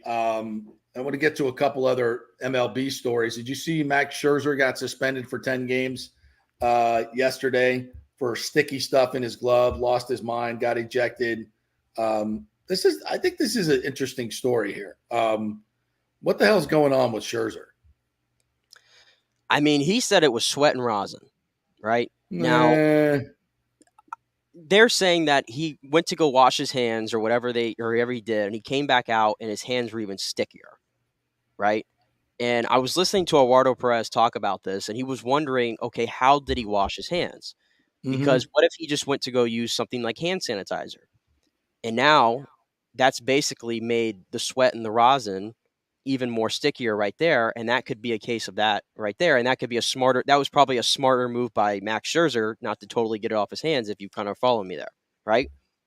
But for him to get in the argument with the ump and say, like, I swear on my kids, it's sweat and rosin and all that kind of stuff. Like, and the fact that he was so adamant, I kind of believe Max Scherzer on that. I hate this, like, overanalyzing the sticky stuff rule, like, to high heaven. And of course the pitch clock too, they said that this is affecting this because a lot of these guys don't feel like they have the adequate time when they get out there to use the rosin bag on the mound. So they're using it in between innings in the dugout, and maybe they're putting a little bit more on than they probably should, and things like that. And then you get out there. So I think that's playing a part in this as well. But the fact that he has to get a 10-game suspension for this, I think it's lunacy. I think it's absolutely lunacy. Well, it's really a 2-game suspension for a starting pitcher, so don't forget that. Don't forget that. But I think they do get paid by the game that way, and maybe more of a financial. But I think you'll be all right financially. This is interesting. All 3 inspections that led to suspensions of pitchers involve umpire Phil Cuzzi. What does that tell you? That rings a bell. That rings a bell to me. What's so hypocritical from the MLB is, 2 or 3 days earlier, the whole thing with Domingo Germán with the Yankees, where they tell him to go wash his hands. He comes back out. It didn't look like he washed anything off. And then they just decide, oh, there's nothing there. You can go back in the game. And it's like, no. Enforce the rules. He's supposed to be ejected from the game and get his 2-start suspension. And then it forces Rocco to go absolutely insane, and he's the one that gets ejected from it. So that's the inconsistency with it. Is you gave this guy multiple warnings and nothing changed, but he's allowed to stay in the game. But Max Scherzer is just told immediately, you're out. I can't make it make sense. It just seems to me like it's on an umpire by umpire basis here. Yeah, I'm reading this story. It says after the 3rd inning, Cuzzi then determined the pocket of Scherzer's. All right, let's start with this. Cuzzi determined after the 2nd inning that Scherzer's hand was stickier and darker than normal and ordered Scherzer to wash his hand, which Scherzer said he did with alcohol while an MLB official watched. After the 3rd inning, Cuzzi then determined the pocket of Scherzer's glove was sticky, likely with too much rosin, and he ordered Scherzer to change gloves. The umpire then checked the 38-year-old right-hander again before the 4th, and his hands were even worse than before. Mets manager Buck Showalter described Scherzer's state of mind as good on Thursday and pointed out that the pitcher was at the front of the line when the team came off the field after Wednesday's game. So I guess he's not too bent over it, but and here's the thing, though. This is MLB's fault, though. This is MLB's fault because they have baseballs that all these pitchers will go on record and tell you have no grip. And these pitchers in these or the league rather just wants these pitchers to go out there and have nothing on their hands and just throw it straight, but they don't have grip. And guess what happens? And they're more wild. You might hit more batters, and you might have more injuries. And the MLB to me is just so quiet on that fact. Like, to me, this whole thing is started by them. And Glasnow, remember when he had to have Tommy John? What did the first thing he said? He credited it to the fact that the balls have no grip. They employed the new thing where he couldn't use the substance that he was using on the ball anymore. He started overthrowing, and then he had to have Tommy John. So I think MLB is doing wrong by their pitchers here. And again, it's a bunch of guys who have never played the game that, in my opinion, are making these rules, and they just make no sense. Well, yeah, they don't. They don't make any sense. And when one umpire is the one that's throwing everybody out, it definitely rings alarm bells. No question about it. All right, let's take a quick break. When we come back, I want to get into the Bucks. There's some news with Tristan Wirfs, maybe the most obvious thing ever that the Bucks have done. And we're still wondering what's going to happen with that 19th pick. So we'll talk a little Buccaneers when we come back. And Eric Erlinson's going to join us at 11:30 to talk some more Bolts after last night's disappointing Game 2 for the Lightning. Stay with us.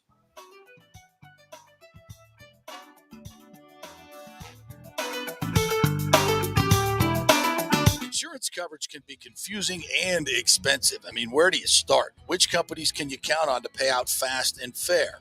Well, call the great folks at Italiano Insurance. It's a family-owned business. Jeff and Nat Italiano are carrying on the 60-year-plus tradition of giving amazing customer service and giving back to the community through their annual backpack drive for needy students and their support of the local pediatric cancer patients. But it's the customer service that sets them apart. They can shop all your insurance needs and save you big-time money.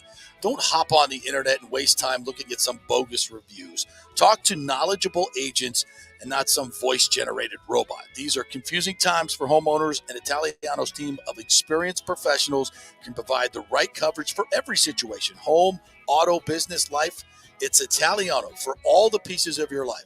Call 813-877-7799 or go to ItalianoInsurance.com.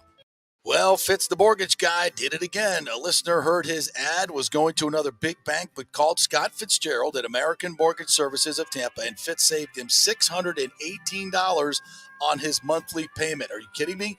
Folks, that's big money.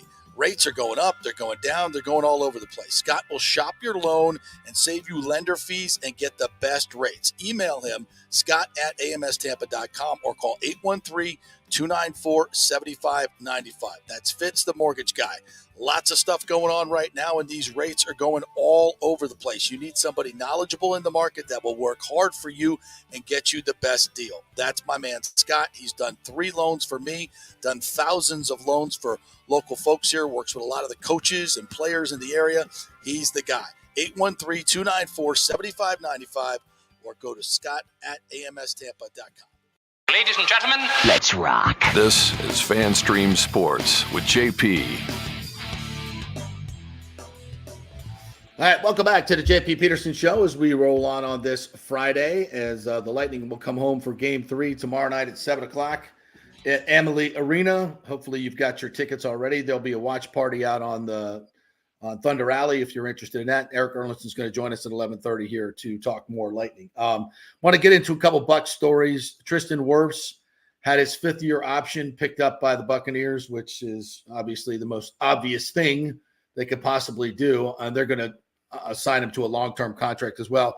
And probably sooner than later if they're smart, because this is in a market where the salary cap's going up by probably $25 million a year.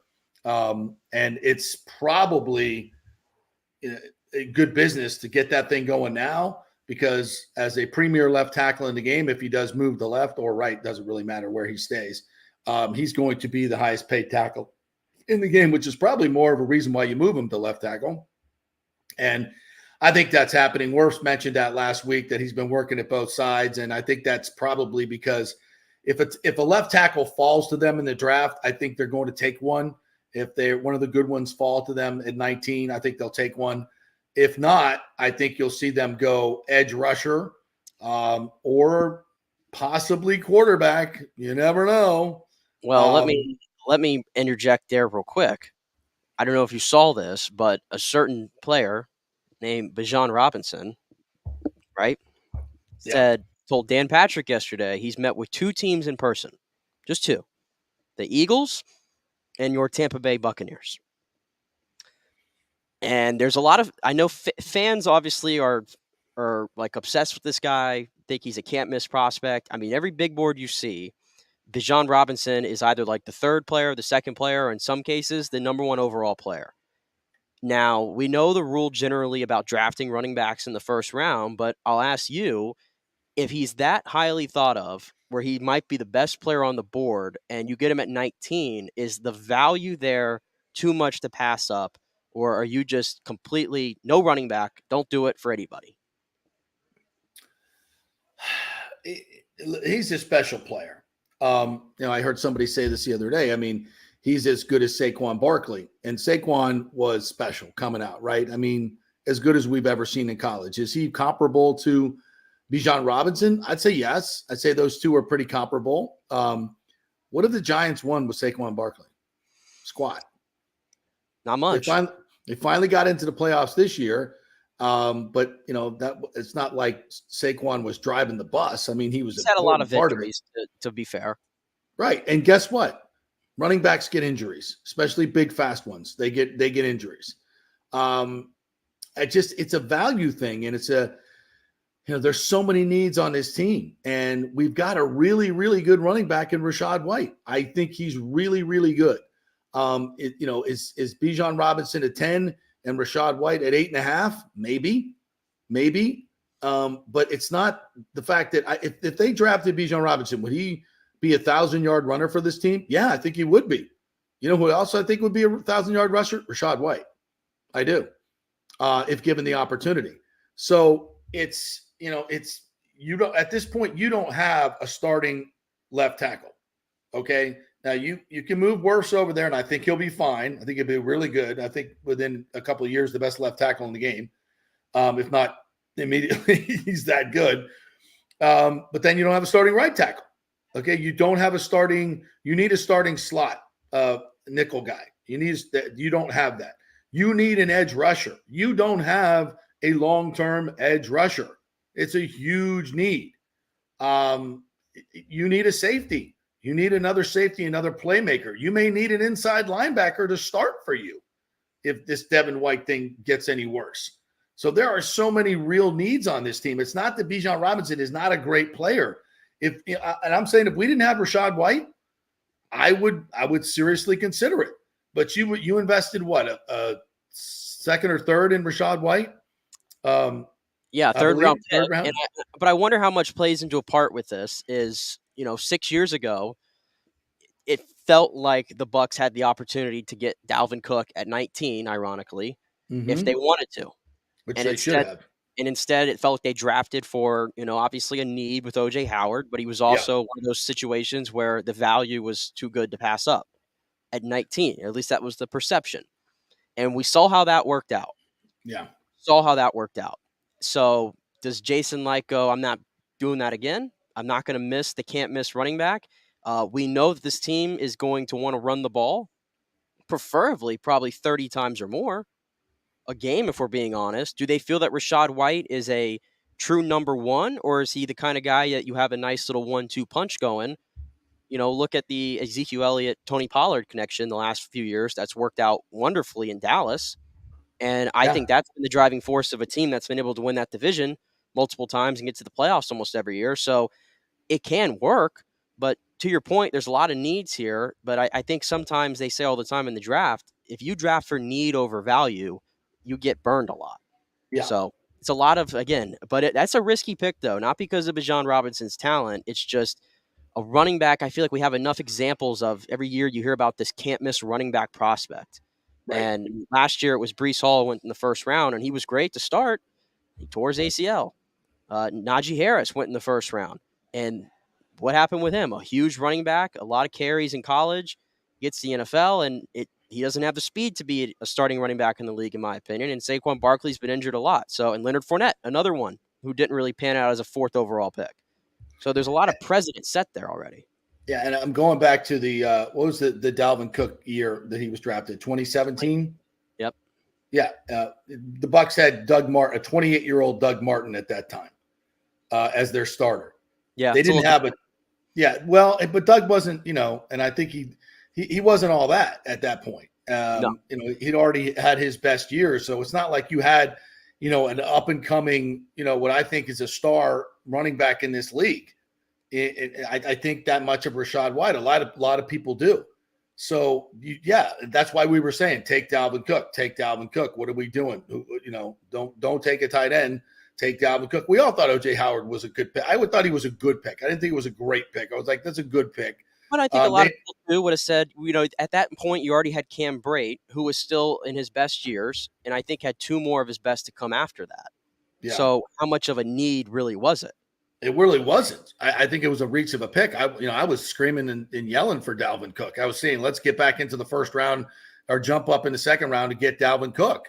You can get both now, but they did not do that. And I think it was a miss.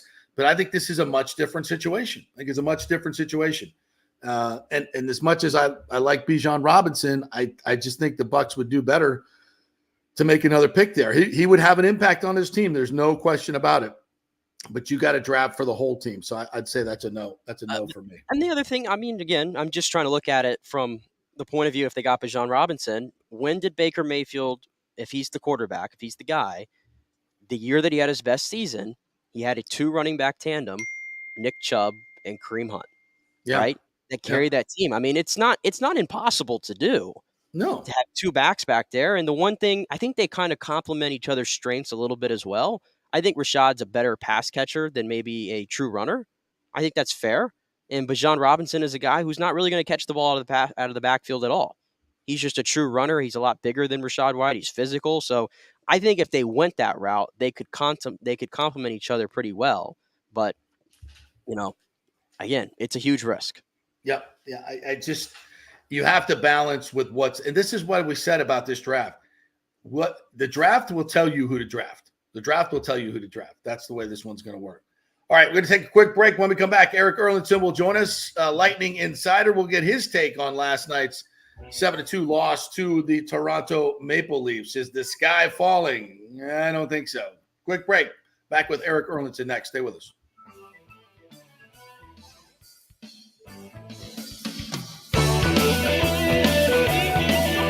Folks, there is no better place to shop for jewelry than the Gold and Diamond Source. They are the family jewelers, and they will treat you like family. They'll make it a fun experience. People come from all over to shop at the Gold and Diamond Source because of their great customer service and incredible, impeccable reputation. No sales pressure, no intimidation, and they have the largest selection of hand-picked diamonds. And by the way, diamonds are the April birthstone. So this month only, they are offering 15% off their diamond birthstone collection, available on select products. And you probably heard a lot about lab-created diamonds, folks.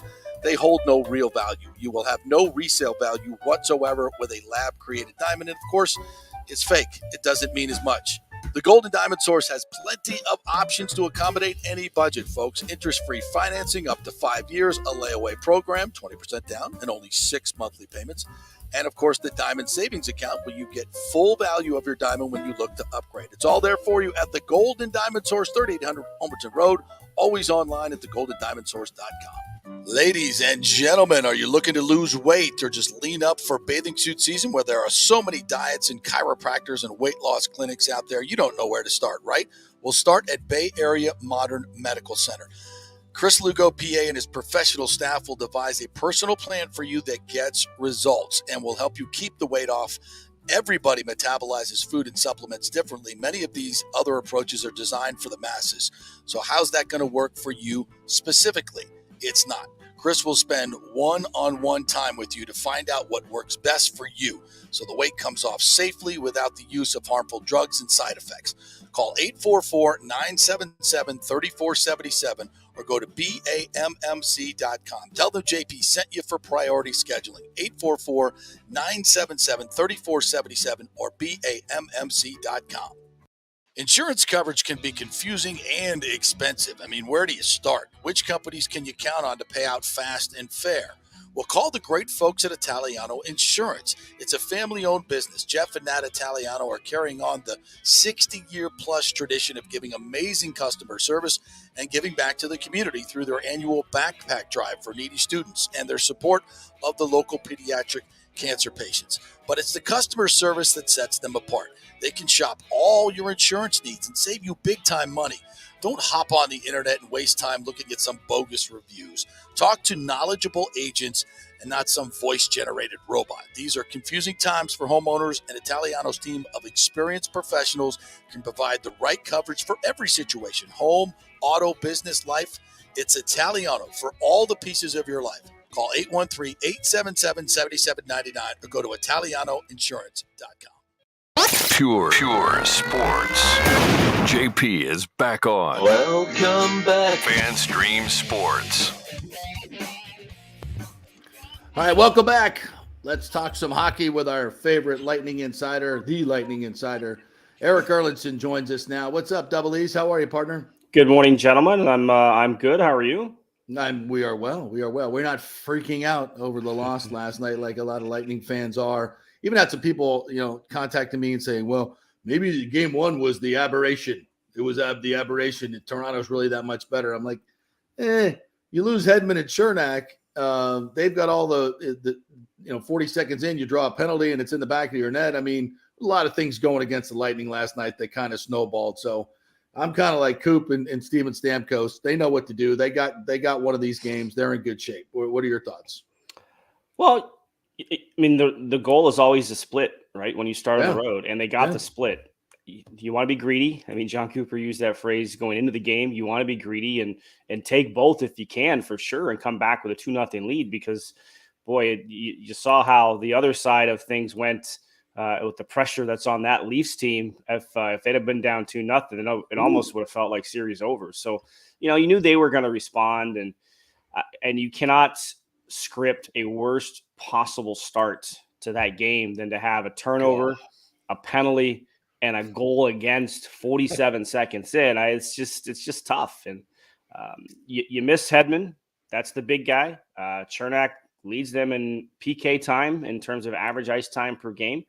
That's two big holes. It's not an excuse, and they're good for the guys last night because they didn't use it as an excuse. It's like, look, we've won without Victor Hedman. We've won without Braden Point. We won without Nikita Kucherov. They found ways to win. But I got to tell you, though, if Victor Hedman's not going to play in this series, it is going to be tough because he's the one guy outside of Andrei Vasilevsky that if you're going to miss for a significant amount of time, he's the one guy that's hard to replace, not just the style of play, but the minutes he plays. It's, all of a sudden now you're asking Hayden Fleury to play 15 minutes a game. And, and even without Chernak, you're asking two rookies in Radish and Perbix to play, 18, 19 minutes. And there's, Rick Bowness used to always say there's a threshold for defensemen. And once they pass that threshold, their effectiveness goes down. So we'll see. It's encouraging that he skated yesterday. I wouldn't be surprised knowing the way that this team kind of thinks and operates, especially under John Cooper, if it was a game where they had to have, Victor would have played. I agree. So we'll see what that looks like tomorrow when they get on the ice, if he's out there and if there's a chance he has to play. So at least there's some encouraging signs that he won't be out for the series. And obviously, you mentioned Fleury and Bogosian had to draw in there. How do you think those two guys kind of fared there? Because like you mentioned, both playing about 15, 16 minutes, something that both of them usually do not do. Yeah, I mean, look, Bogo struggled down the stretch. There's a reason why Darren Radish passed him on the depth chart. It's a luxury to have him when you have a Chernak out that you can put him in. He plays a similar style of game in terms of how he can be physical and the way he plays around the net. He took a lot of those PK minutes, and that's a luxury to have. But he's not Eric Chernak, and Chernak is just more physical. He's more of a specimen, around the net and the way he clears it up, and he can be an intimidating guy, and Fleury, look, I thought Fleury handled himself pretty good. He's not his first time. He's got, I think, 20 games of playoff experience, somewhere around that range under his belt. He was one of the few guys who finished as an even in that game. So he handled himself okay. We'll see what that, if because you get that adrenaline of that first game, and then there's could be a drop off, and that's what you have to kind of make sure it doesn't happen if you're those guys and you have to play again tomorrow night. What do you think about Chernak? I've been told that he's feeling okay, but you can never tell with concussion protocol. So have you heard anything? No. As I keep saying, it's sometimes it's easier to get some gold out of Fort Knox than it is to get injury information during the playoffs this time of year. I mean, there's no way it's not a concussion, right? Just the way he fell and the way he looked getting up. And and they won't say it's a concussion, right? They'll just say he's out.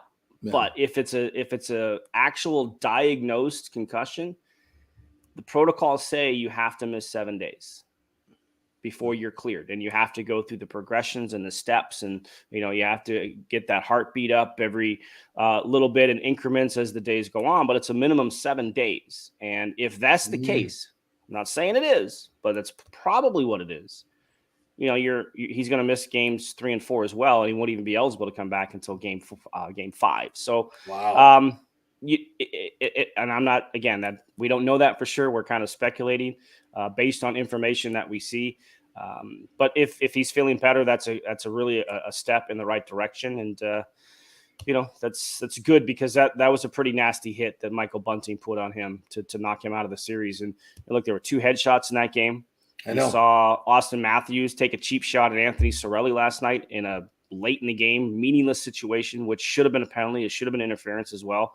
So, you wonder if the Leafs understand that if they're going to get past Tampa Bay, they're going to have to play this type of physical style, because it's always what they've been criticized for all of these playoff losses they've had in the past number of years. Yeah, and the positive thing is they did get Tanner Jeannot back in there yesterday, and obviously you saw the fight. He asserted himself pretty quickly in that one. Maybe it's a little hard to judge in a 7-2 scoreline, but did you notice anything about his game, any sizable impact that you saw from Tanner Jeannot? Looked a little slow to react, to get to the areas he needed to get to, which I guess is understandable considering he's been off for 2 weeks, and whatever the leg injury is, whether it was a high ankle sprain or something else. So you can understand that. You like to see the fight. Yeah. You like to see him handle. I mean, Luke Schenn is a tough guy. And, the thing about Luke Schenn, too, is he's a lefty. A lot of guys forget that because he's a right-handed shot. A lot of guys forget that he's a lefty. So once he figured that out, and Schenn got in that good shot just, right at the beginning of the fight. But once Tanner figured that out, he kind of had it under control. And, he ended up with, so you saw the spots on the knuckles as he went into the penalty box. And, Luke Schenn had to have some repairs go on too. But I mean, he is a guy that can make a difference from that standpoint because he is intimidating. He is intimidating. We've seen that right after that fight against Jake McCabe or Riley Stillman rather up in Buffalo. You saw guys, as soon as he starts to go near a scrum, guys skate away. And, there is a factor there. Do you think the Lightning, I mean, you mentioned that those multiple headshots that Toronto put on him. How do the Lightning respond to that? You don't want to take penalties, obviously not with Toronto's absolutely tremendous power play, and Lightning's not too shabby either, but that you got to stay out of the box. So this is kind of a little bit of a conundrum. You don't want to, sure, you'd like to retaliate and get a Mitch Marner or Austin Matthews off their game a little bit, but you got to be careful. This is the time of year where retaliations aren't the smartest thing, but you can't get pushed over either. Yeah, it's a line. It's a line you definitely have to walk. And if you've seen what's going on around the league, and we've seen it a couple of times in this series, that the league is not messing around here. They're not going to let some of these things even up. They're going to take one guy, and you have to be very careful there. And I expect, now as you start to get deeper into the series, I think Coop even alluded to this yesterday.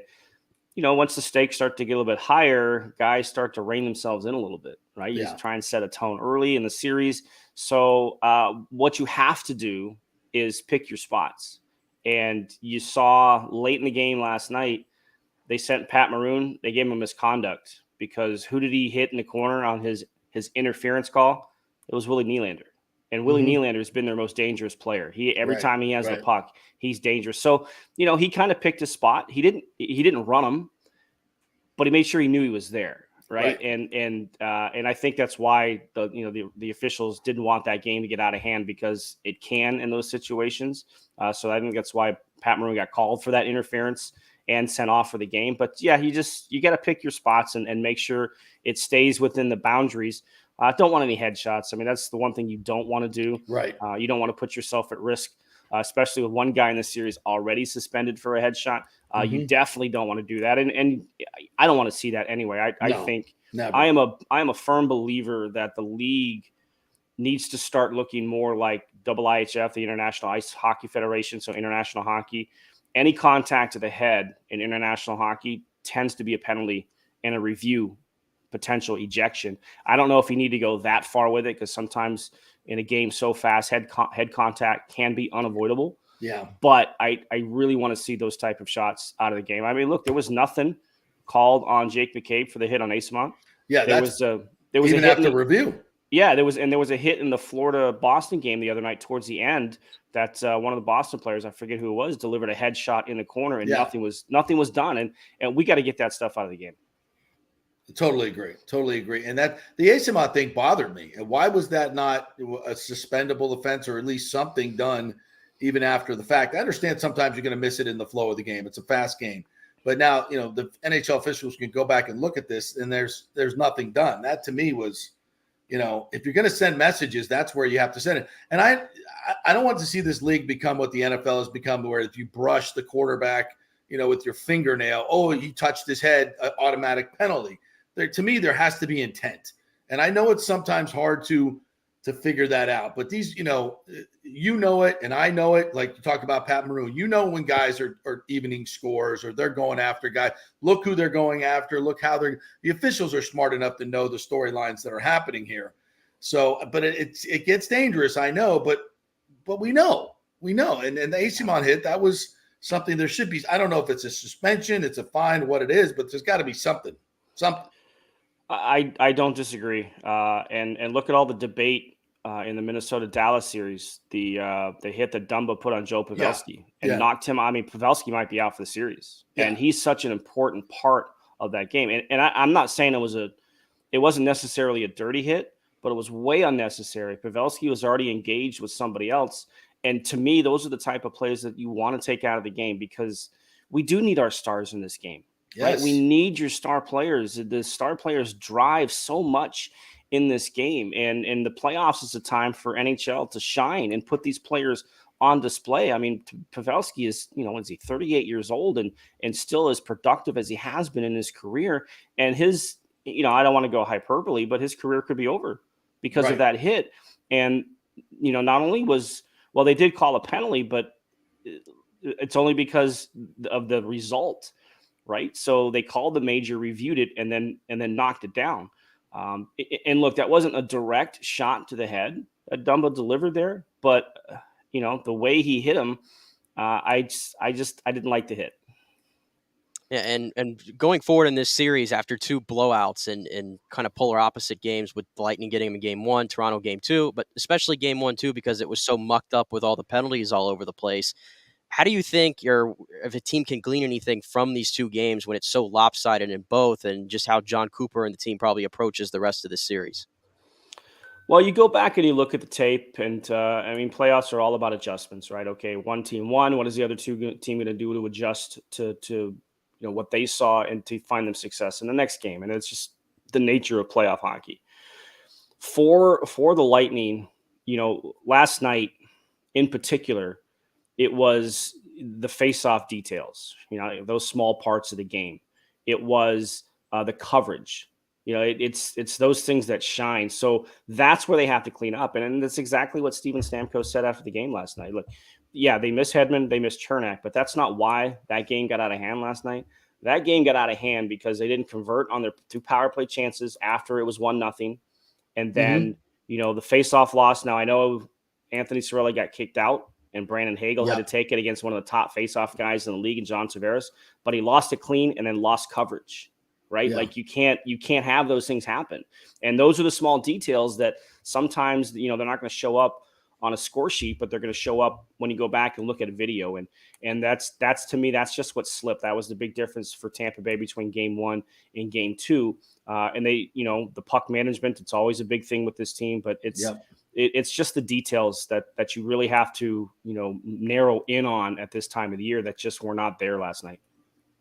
Eric Erlinson joining us here as the Lightning look to bounce back in game 3. What did you think of Vasi's performance last night? I mean, he's obviously, you never want to point the finger at that guy because he's the best in the game. I thought a couple of the goals maybe were soft, and his numbers have not been what they've been in the past. That's not all his fault, obviously, with the coverage in front. We've detailed that. But your thoughts on what you saw from Vasi last night? Thought he was really good in game 1. Those 2 goals that beat him are just, they're tough shots. I mean, Willie Nylander's he's got to have one of the best wrist shots in the league. And, the Marner goal last night, he probably wants to make that save, especially at that point in the game early on. You don't want to give Toronto momentum. You wanted to kind of take doubt or put doubt into their game. So I'm not saying that's a bad goal, but that's probably one he thinks he should have. At the end of the day, he's always going to be the backbone of this team. And the fact that he didn't want to come out of that game, I think, tells you what he thought of his game, right? Yeah, he wanted to stay in that game. They gave him the option. sometimes you have to take the option away from guys. Yeah. But they did give him the option whether he wanted to stay in that game last night when it was already 6-1 after the second period. But he has to. You just want him to come up with the saves when you need it, especially against this team, because if this team starts to feel good about themselves, and look, the Leafs got to him last year, right? They scored 3 or more goals in the first 6 games of that series. So if that's going to be the case, the Lightning might have some issues in this series. So he's going to have to do what he did more in game 1. And if you hold that Leafs team to 2 or fewer goals, you get a much, much better chance to win.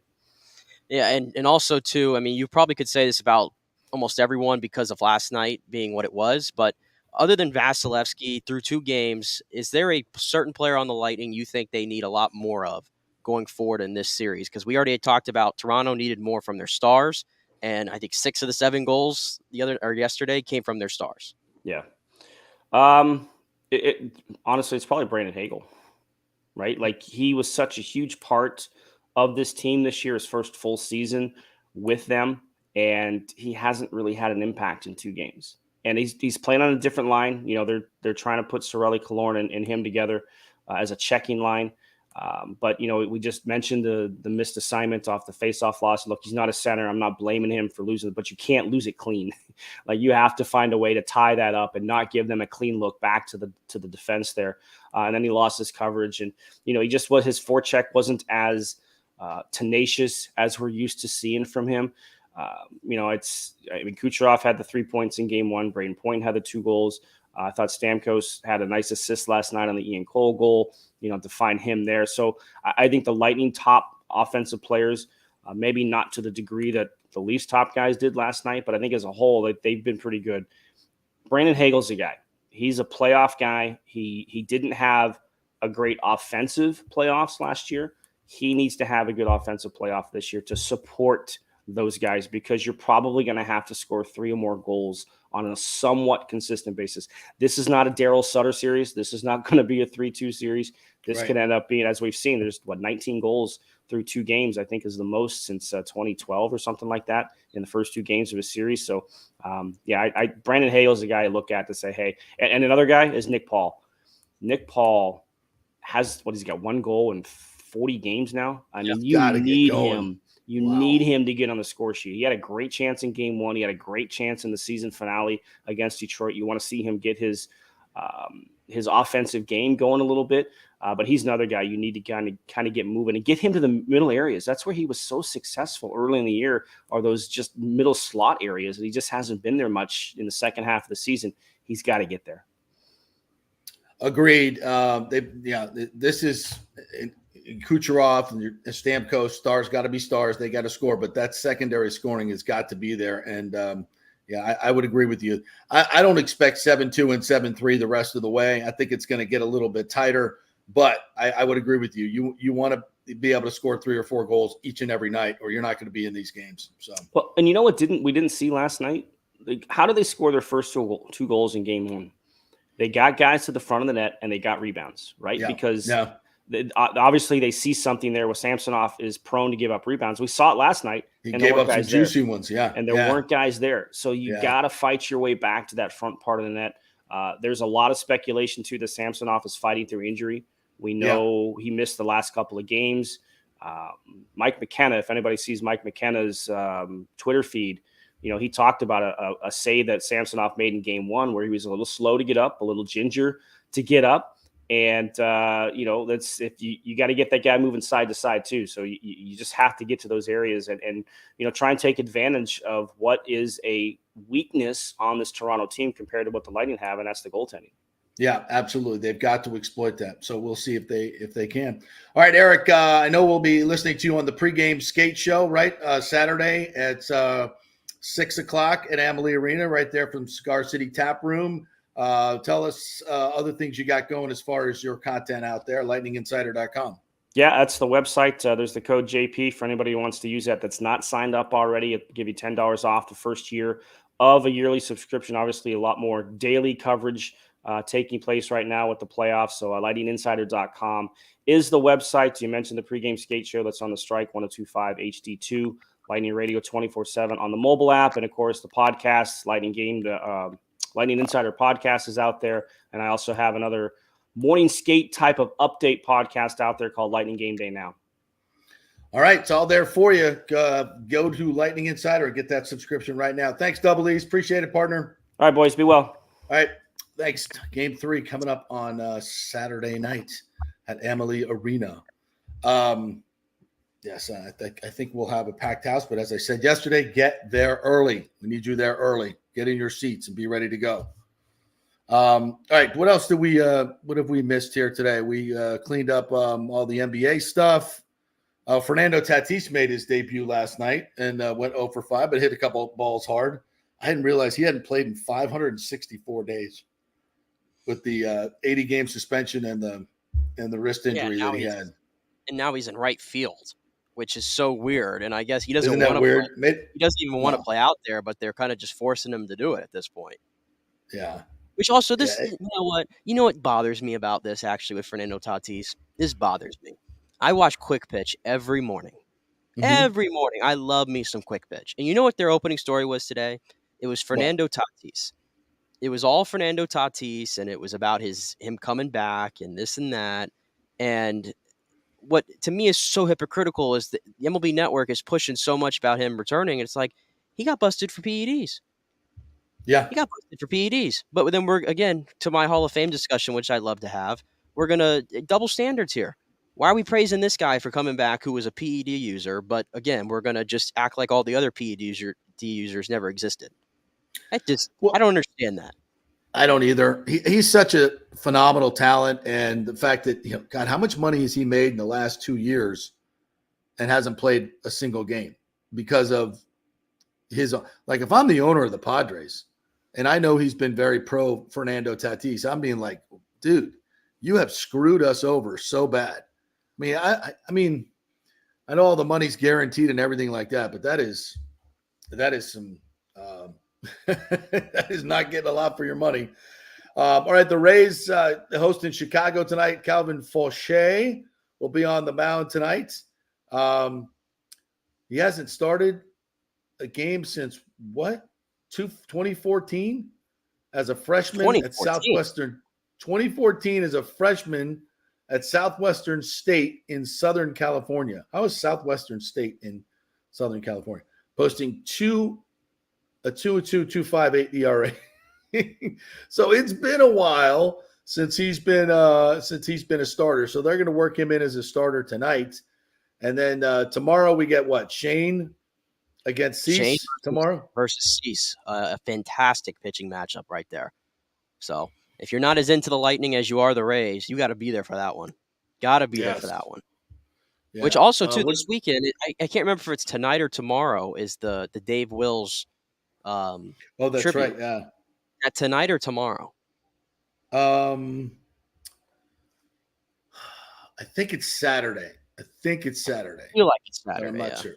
Yeah, I feel like it's Saturday, but everybody, I'm sure, looking forward to that. And there've been a lot of great gestures in the name. I know Cincinnati put a rose on their on the space where he normally broadcasts from when they got into the booth. So classy move by Cincinnati, and of course they're still using some of his calls on the radio. And it's I think he'll always have a presence with this franchise for a long, long time. So that's good stuff. That's good stuff. Oh, and also, by the way, just a little NHL update in general, keeping our eyes on the Bruins, right? Right. How about this? Jim Montgomery said that Bergeron did not make the trip to Florida. So he is out for games 3 and 4 guaranteed. And I think Boston is in big trouble. Big trouble going to Florida. Ooh, that game's tonight, right? 7:30? That game's tonight. Yep. I will definitely be watching that faux show. Well, listen, Lightning got a long way to go. I'm still very confident that they can win this series. I think they're experienced, they're goaltending, but they got to get Heddy back, and I think they got to get Chernak back. What Eric said, if the protocol is to be held, and I've been told that he's feeling better, but the protocol, states that he can't play. I didn't know it was 7 days, and you can't speed that up no matter how good you feel. So that's going to be a significant loss. But if they can get Heddy back, I think I think they obviously have a good shot to win, but Turnak's a loss. There's no doubt about that. All right, our thanks to Eric Erlinson, who joined us today. Appreciate that. Dan Lucas as well from News Channel 8. In case you missed anything, you can always watch it on YouTube. Go back and watch it on YouTube, on Twitter. They're all archived on our Twitter. Also on fanstreamsports.com. We've updated the website, so check that out if you can. Got out some interesting stories there. And go Bolts this weekend and go Rays. And we got NFL draft coming up next week, so lots of big shows coming up next week. Have a great weekend, everybody. We'll talk to you on Monday.